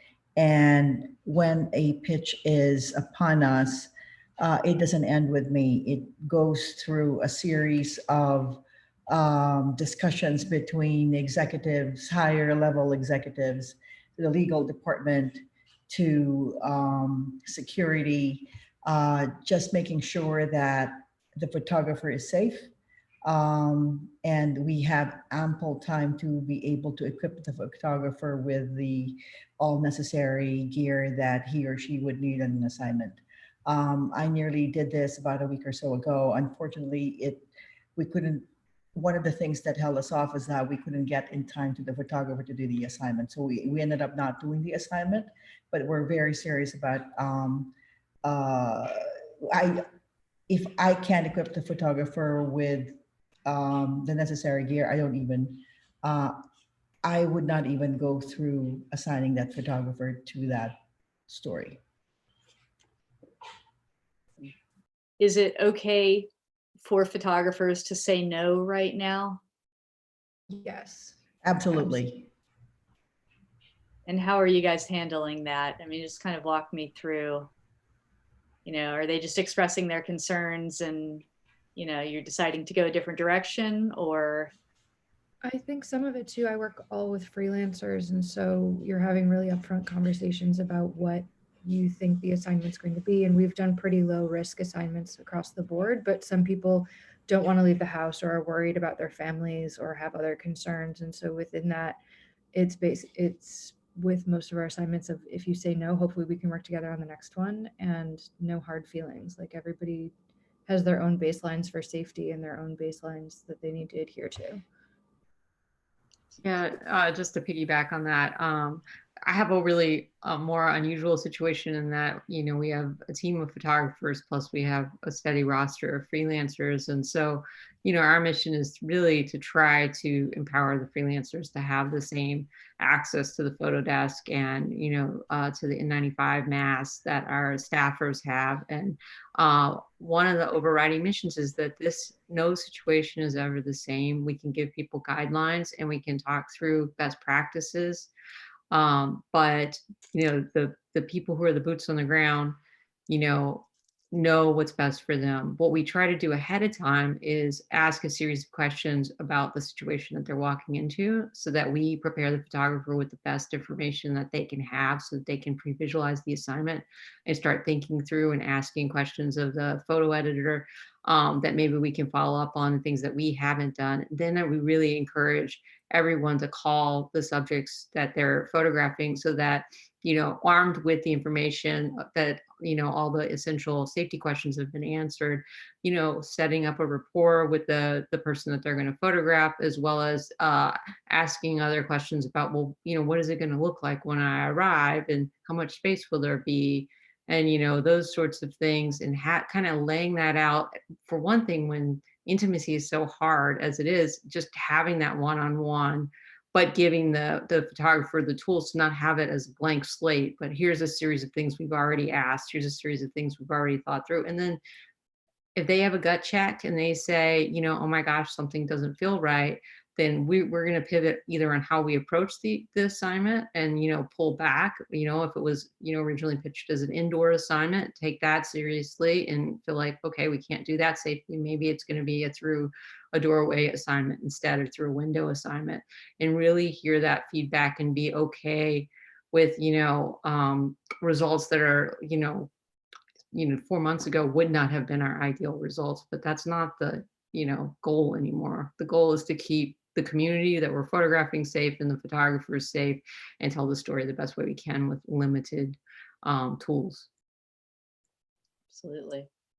Are any organizations out there right now offering hazard pay?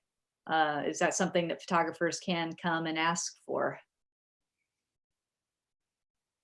We're offering a small bump in the freelance rate for assignments that are considered more hazardous. We don't have that many, but a more hazardous assignment would be considered an indoor assignment, and obviously with, you know, gear.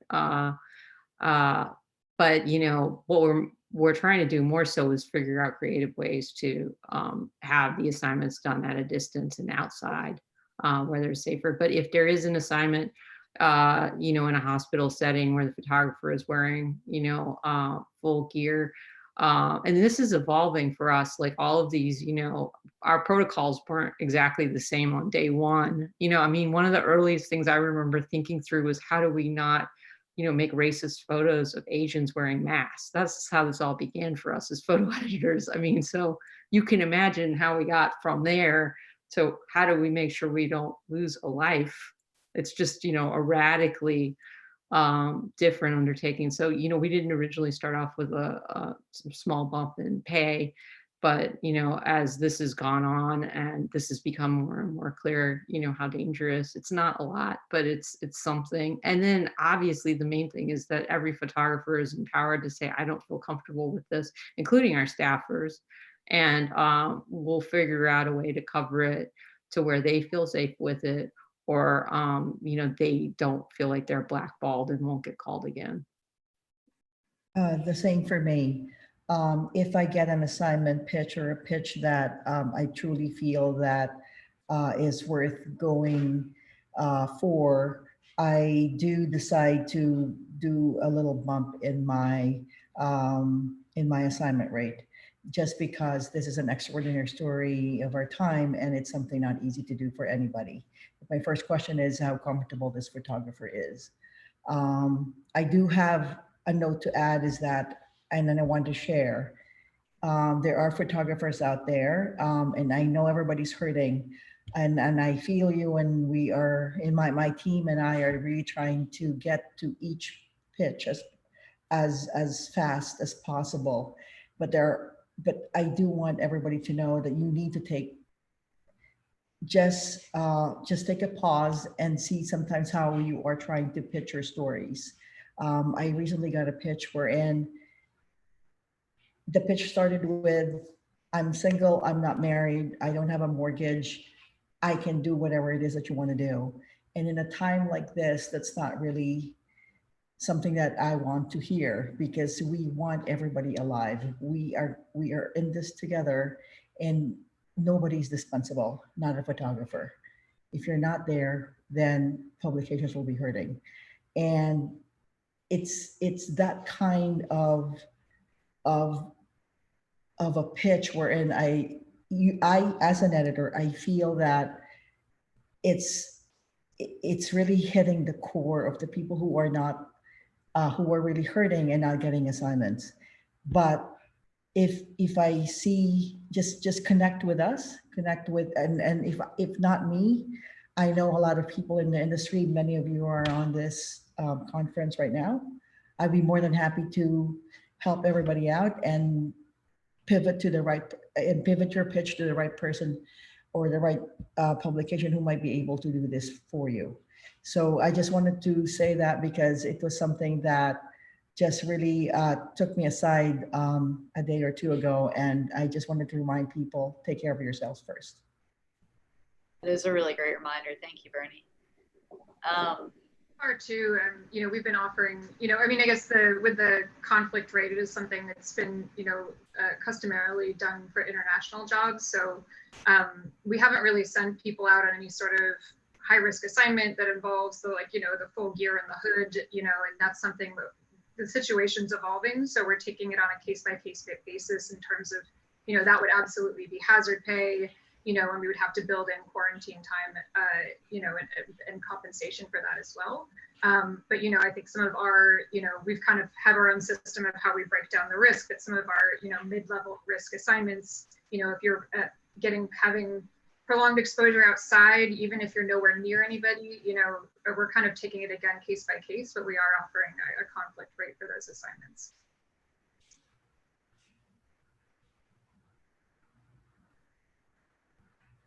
Sorry, muted myself there. I'd love to bring Corinne into this and have your voice added to this conversation here.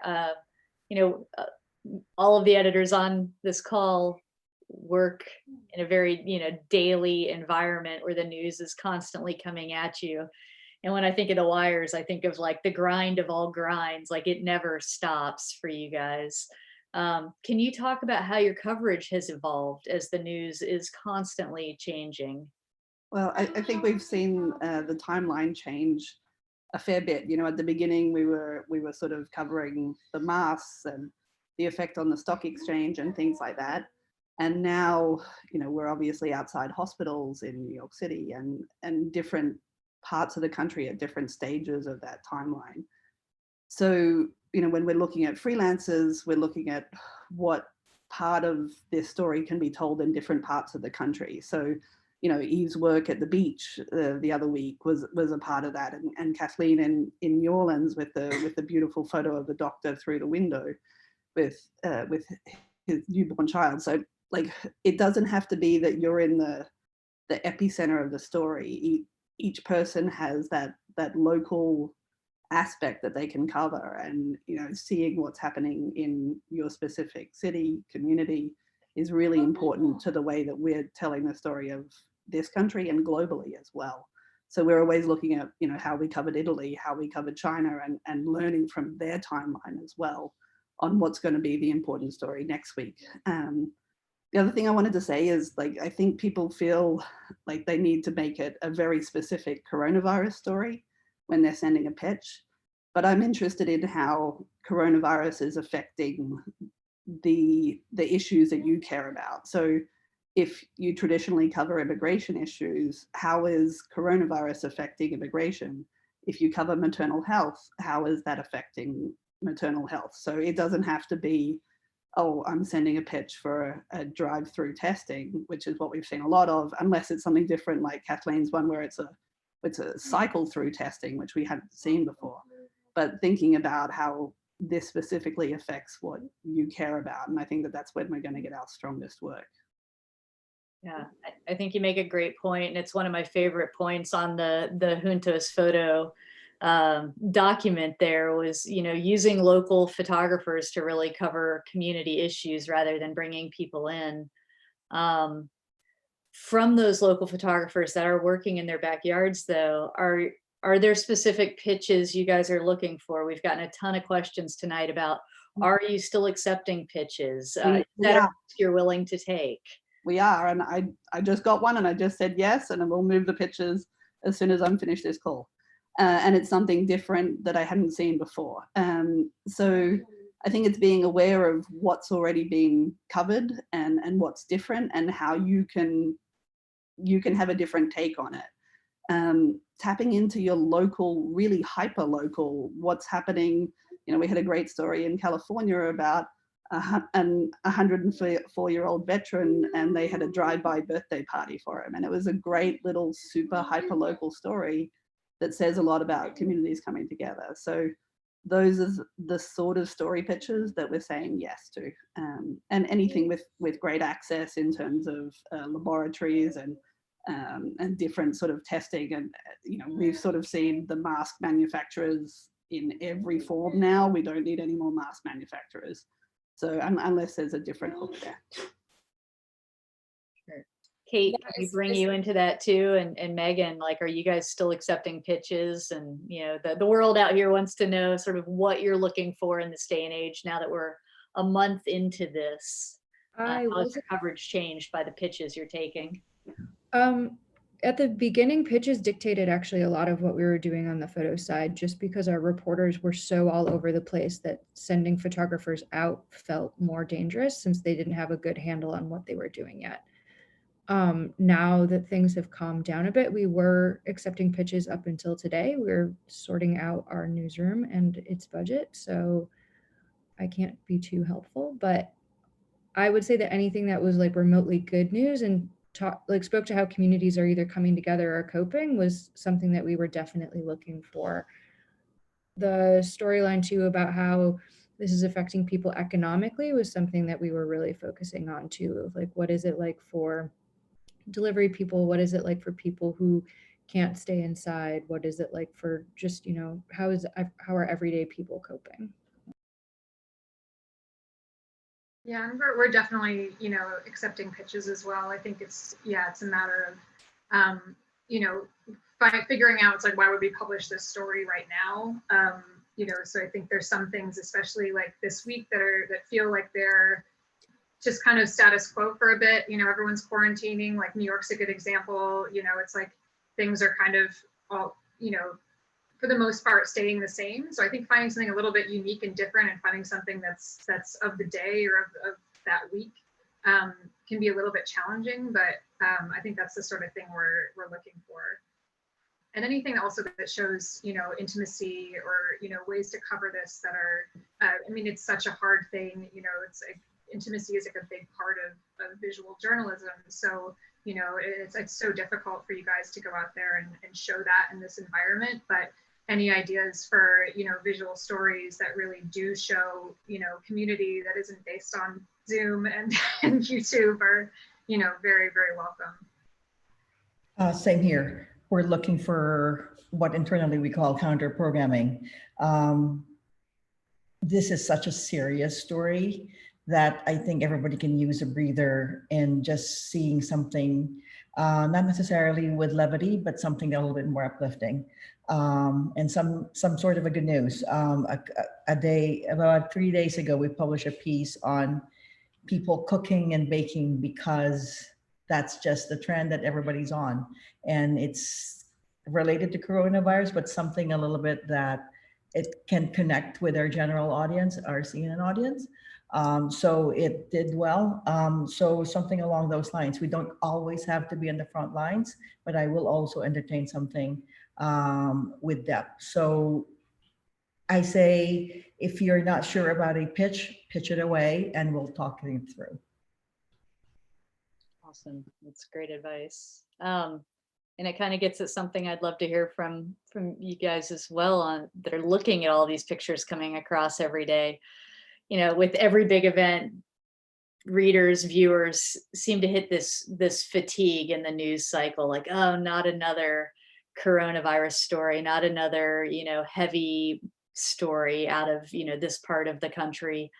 Can you guys talk about some of the bright spots that you've seen that have been documented really well, and, you know, that do kind of give us some hope here? The survivors. I mean, the work that the Seattle team has been doing for us in and in Kirkland, David Ryder's pictures, we all saw them through the window, and now we're starting to see them leaving the nursing home. And, you know, having survived coronavirus and seeing Judy Shape leave the nursing home that day was the best day of our coverage. It's really just been a high point for emotionally, and I think, you know, it was such a beautiful picture, and it symbolized the hope that I think we can see in maybe a couple of weeks, or maybe a couple of months, it may be longer than that down the road, but to see somebody who's 81 years old survive this and come out of the nursing home with her family was really, really beautiful and powerful.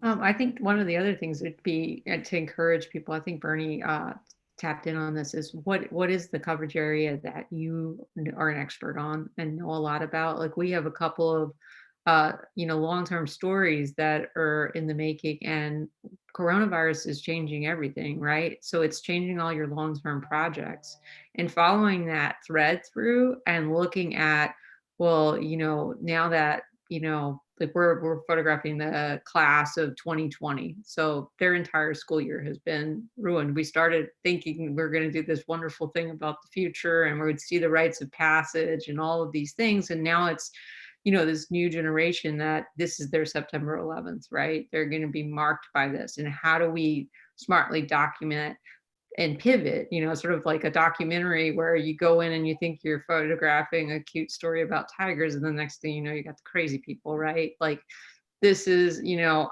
our opportunity on all of our stories to see that, you know, curve in the road and go for it and make better journalism. It's a really amazing time where we feel kind of frustrated as visual people and up against it because we're seeing the same visuals over and over again.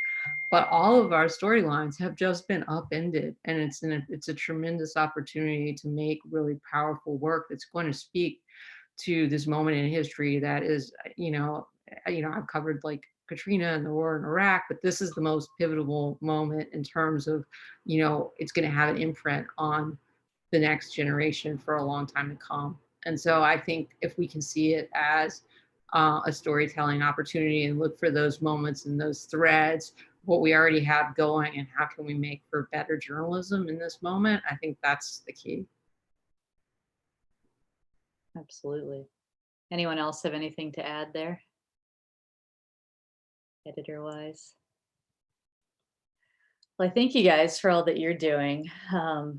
Yeah, the work that's being produced from everyone on this call has been incredible, and I applaud all of you guys for trying to do it safely and smartly, and keep the people that are working for you and with you healthy through all this too.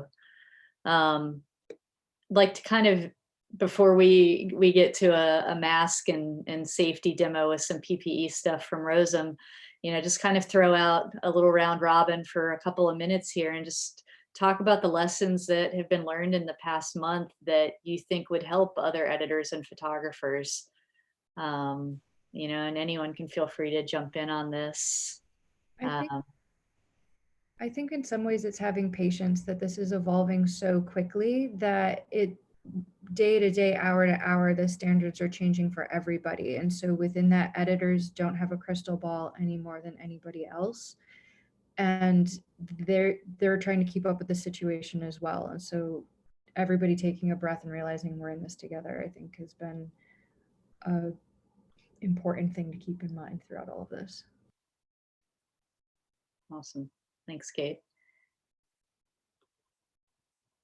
100%. Keep talking. Oh no. But sorry. No, I 100% agree with what Kate said. I think that's really important.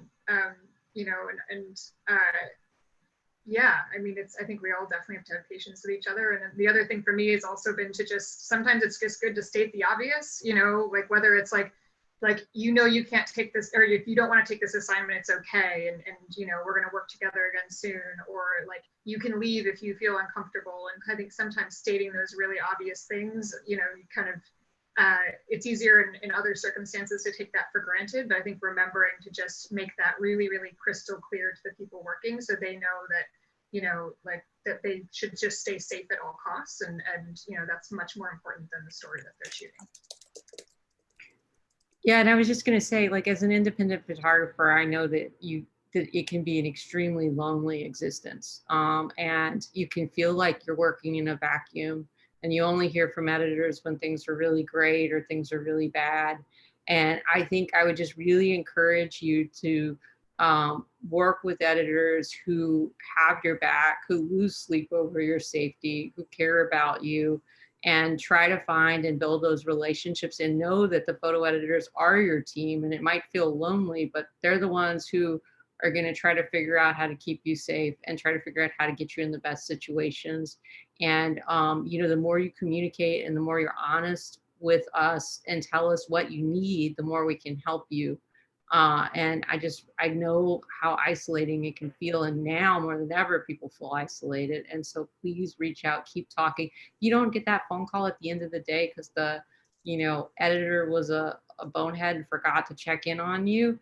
You know, check in the next day and just say, hey, you know, it went pretty well, and you know, what do you think? And remind them that you need that, you know. And a lot of times it's just an oversight and not, you know, meant to be a slight. And you know, just keep up that personal relationship, work that personal relationship, and they are here to support you. And if they don't support you, then you know, you need to have other photo editors, because this is the time then you need people to have your back.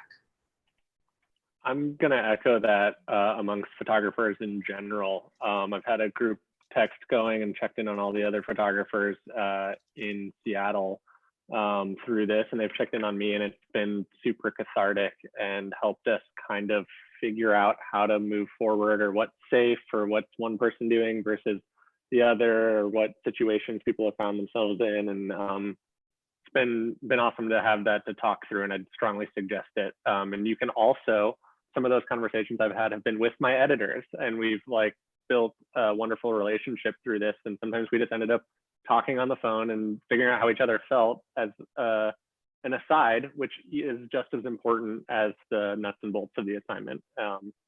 And so, yeah, I agree completely. Like, reach out and make that connection, because it's extra important right now. I think there's a lot of space and time to be creative and make work at this point, but I also feel like a lot of people are pressuring themselves to create this time, and I think it adds to the overall stress of the situation. So I think my message would be to really try to be kind to yourself. Like, you know, feel free to create, and feel free to have an emotional outlet for everything that's going on. But also, if you can't do it anything right now, and that's fine too. This is also going to be a great time to recover for the year ahead. And yeah.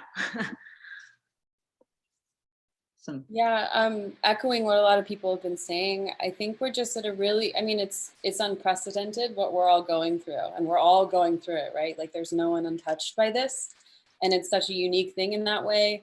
I've been really encouraged by the conversations I've seen happening and the support I see happening, whether it's in communities, you know, specifically and tangibly, or here, like in spaces like this. Like, it's really incredible to watch that playing out. And I also think it speaks to, you know, again, like what we've been talking about within Juntos, which is that, like, what a moment for us to just try to do better and to support each other, so that even when we're, you know, finding our new normal or moving past this moment, that we can look back and say, oh, we made that better at a moment when we could. And so I just feel really encouraged by that, and see a lot of people who are wanting to make that happen, including everyone in this conversation and the folks that are tuning in, and that we've been talking to about this point. So I'm really grateful for that.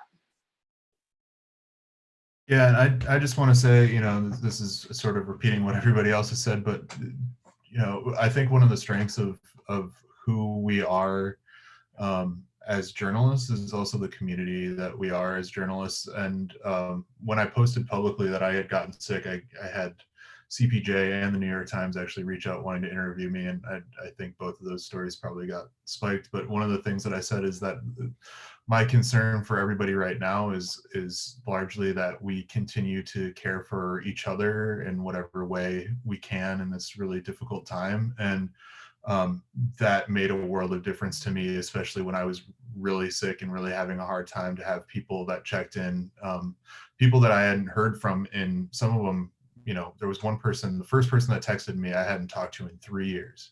And it makes a world of difference. And so I've been checking in with photographers in New York that I know will, you know, talk about how they're doing, you know, if like there's the psychological factor, am I sick or am I just tired? You know, we discuss a lot of things. We check in on each other a couple times a day to make sure that we're doing okay. We talk about our families and how we're doing. And I think we need to like really lean on that portion of what makes us strong as a community is our ability to support each other. Even though we can't be doing it over beers in person, we can do it over beers on a Zoom call or whatever it is. So like, please, everybody, you know, if you need somebody to talk to, you can reach out to me, reach out to your friends, whatever. Even if you don't know me, reach out to me, but like continue to lean on that strength.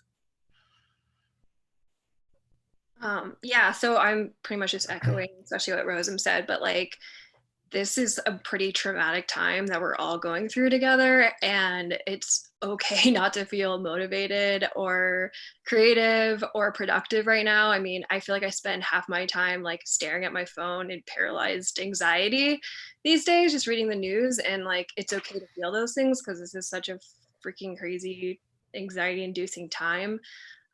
So if you're not creating the best work of your life, or learning another language, or doing yoga every day, or creating amazing photo projects, it's 100% okay. So I think that's just good to realize.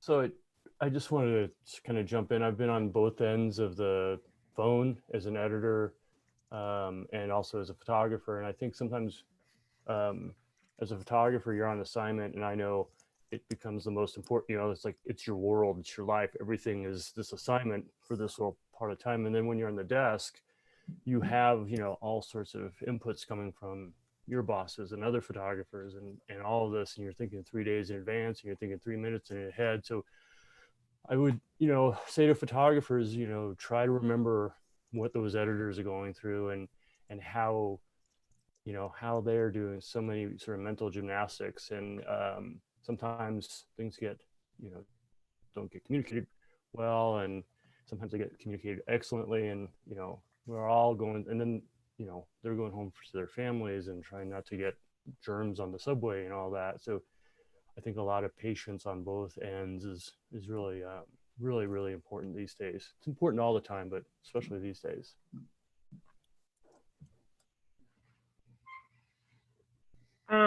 Agreeing, echoing obviously what everyone's been saying, but Lisa, to what your point was earlier about setting a schedule during this time, I feel like I've been doing that as well, but trying to make a shorter schedule, because like doing like, you know, 3 to 4 hours of like accounting, marketing, or whatever I can do, cleaning, organizing, and then doing like spending the rest of my day like doing like learning new things in the kitchen, going on runs, doing whatever, skateboarding, or like just trying to give myself that grace to like be like, I don't have to be grinding it out or making something creative. And if I do, or even if I just like experiment and just take my camera outside and try to experiment with video, which is something that I'm just dabbling with like in a different format, I've been surprised about what I've been seeing, since that's not my normal flow. So I feel like giving myself structure of like a shorter time has made me feel less guilty about the rest of the time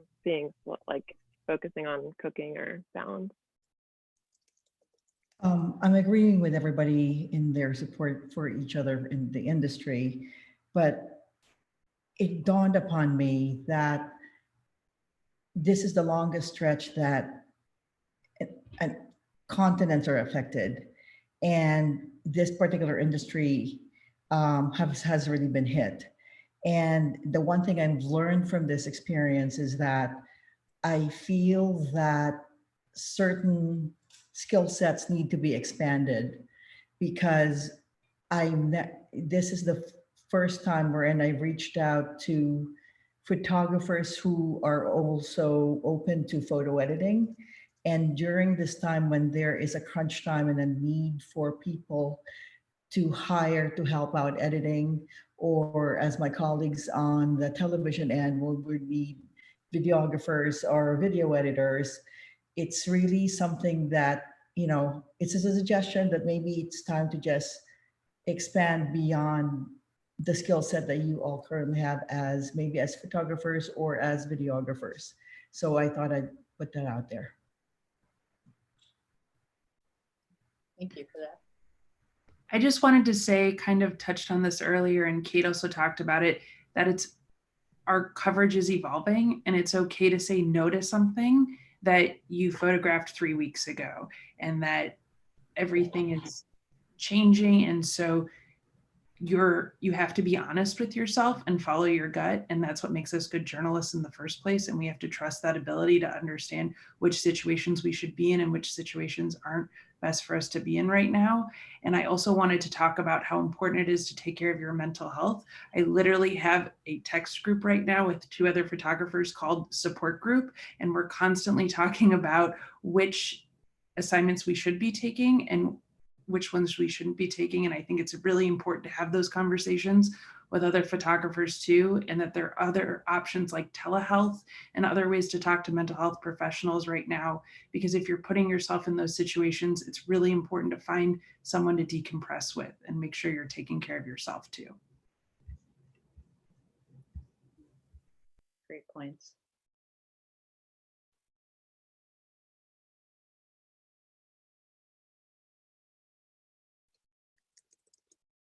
Oh, sorry. I think everything's been said. I've gotten so much out of this last 90 minutes. I really have. Thank you, everyone else who's on this. I was going to add one thing to Allison's comment. One thing I've decided to do this week is refinish a desk that's been in my garage for 10 years. So sometimes the things that you do to kind of relieve the stress don't have to do with anything that you do for a living. It could just be doing that one little creative project that has nothing to do with photography. And for me, sometimes that's all it takes, or reading a book, or just taking care of your mental health, as everyone else has already said.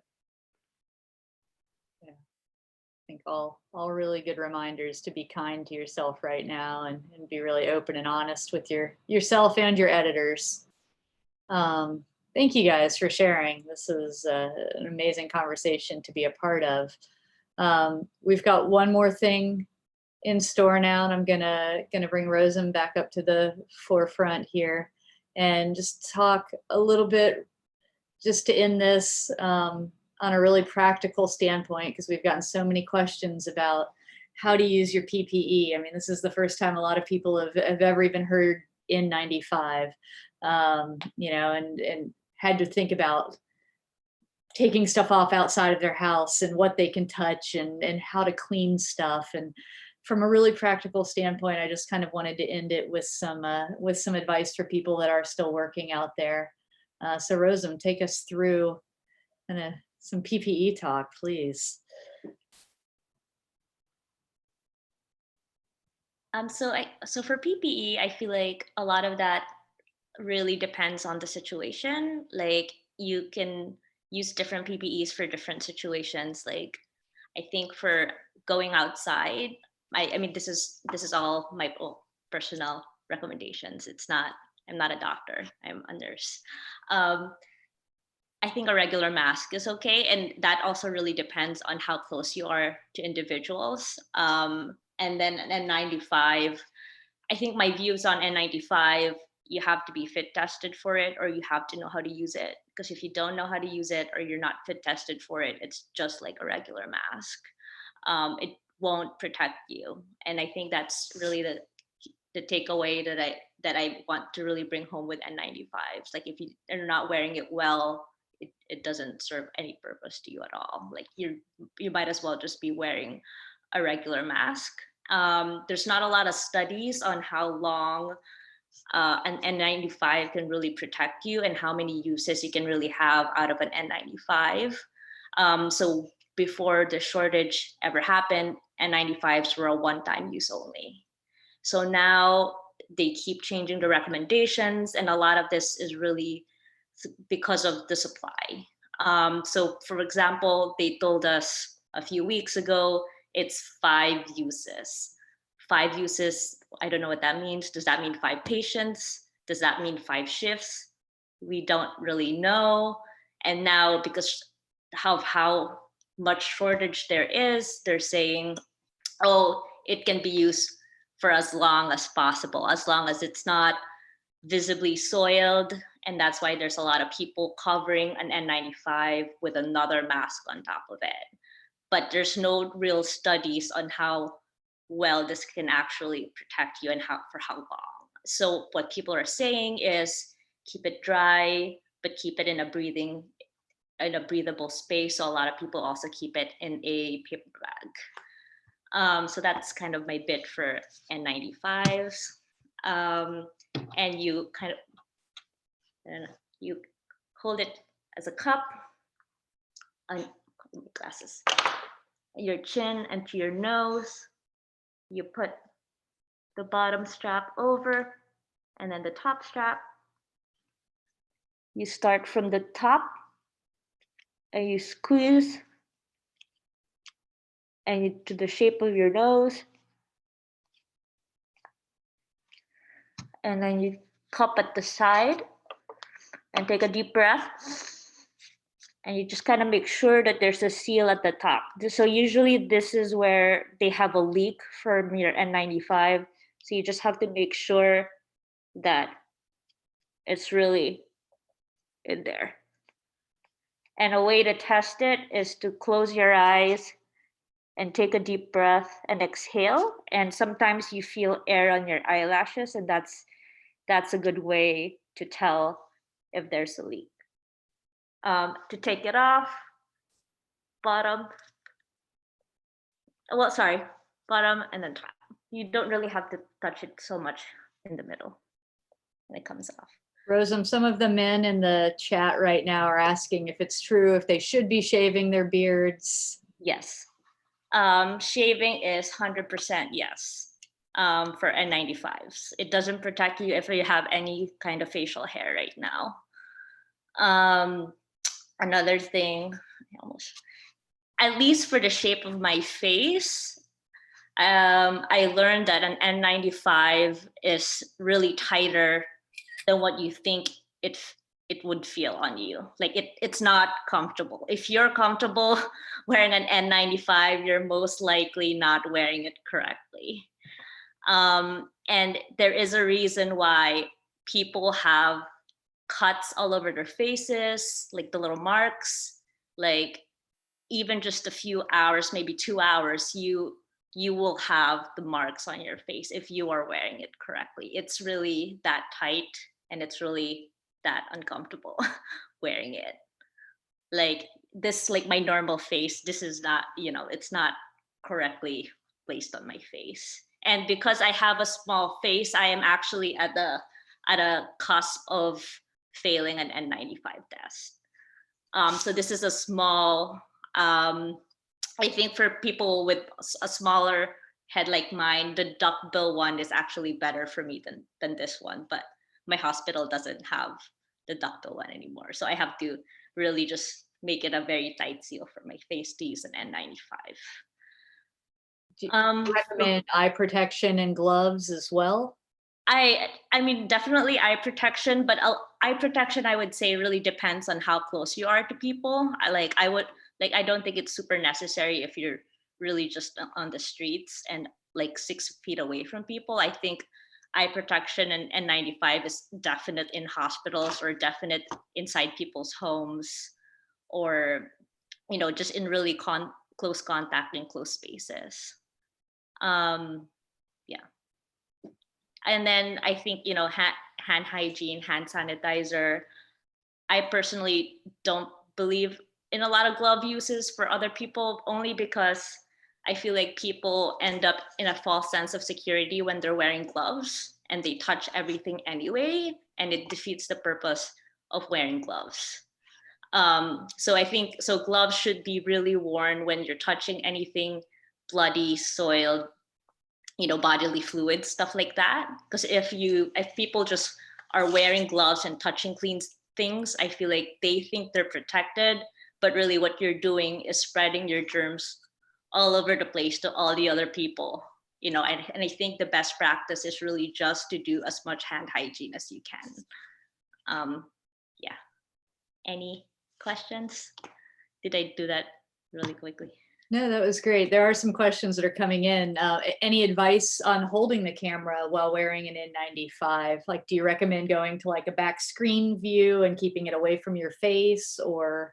Yeah, I would definitely advise that as much as possible, because, you know, this surface is the one that gets contaminated, right? And you don't want that to touch a lot of things, your camera. You don't want to be touching this as much as you can. So when sorry, I did it wrong when I took it off. So when you take it off, you really touch the edges at that point. So if photographers have N95s they don't need, how can they get them to people that do? Hospitals are taking donations. I know a lot of first responders in different states. I know a lot of people who work in biocontainment units. So, I mean, feel free to reach out to me also. I'm happy to connect people to a lot of other people. A lot of places, especially in New York, they are just working with one N95 for weeks on end, you know? So I am very happy to connect people if they know any kind of donating abilities to. I know that some photographers preemptively either have this sort of thing for wildfire coverage, or you know, saw this coming and bought some probably beforehand, but knowing that for their average assignment, unless you're taking a super high risk assignment that you maybe shouldn't be taking anyways, you know, maybe it's a good idea for people to pool their resources and get them to people that do need them. Oh yes, for sure. And then another thing people have been using have been those respirators, and those respirators are also good. But you have to really watch what kind of filter it has. And I think there are ones that are higher than an N95 that hospitals are using, like our hospital are using the elastomeric masks that you see. I have one somewhere right here. This thing. Wow. But this isn't actually allowed in the operating room, but it's allowed in ICUs and emergency departments. And for people who are having a really hard time finding N95s, are, you know, the homemade masks that are, you know, going around in New York Times and other publications, like, are those acceptable and just keeping your distance, or like, what would you recommend? I think it's better to have some kind of protection, you know. I don't think it's that you would say that it's completely safe like anything, because when people make these homemade cloths, it's from different kind of cloths, and you can't really test the safety of these things. So you can't officially say that it'll be safe, but I think it's definitely better than nothing. And it's at least good covering for your nose and your mouth. And ultimately what that is preventing is for the particles to enter in your face. So as long as you really practice really good hand hygiene and avoid touching your face, I think those are like the really important aspects. Awesome. Do you recommend cleaning N95s and gloves and stuff like that? I mean, I've seen so much misinformation on social media about mixing, you know, bleach and water in certain ratios and trying to clean your gear, or putting your mask in a very low warm oven, you know, to kind of heat it up and kill those germs. Like, is there any truth to any of that? No, like the only somewhat acceptable thing is to use hand sanitizer over your gloves, and that's about it. For N95s, there's really no way cleaning an N95. as of right now. There's like no official way. There is some studies saying vaporized hydrogen peroxide in like Duke or something, but nobody has really done a lot of studies on that to really prove anything. So there is no true way of cleaning an N95. Awesome. Yeah, because it has to be kept dry, but breathable. So I think it really damages the filter if it gets wet. Yeah.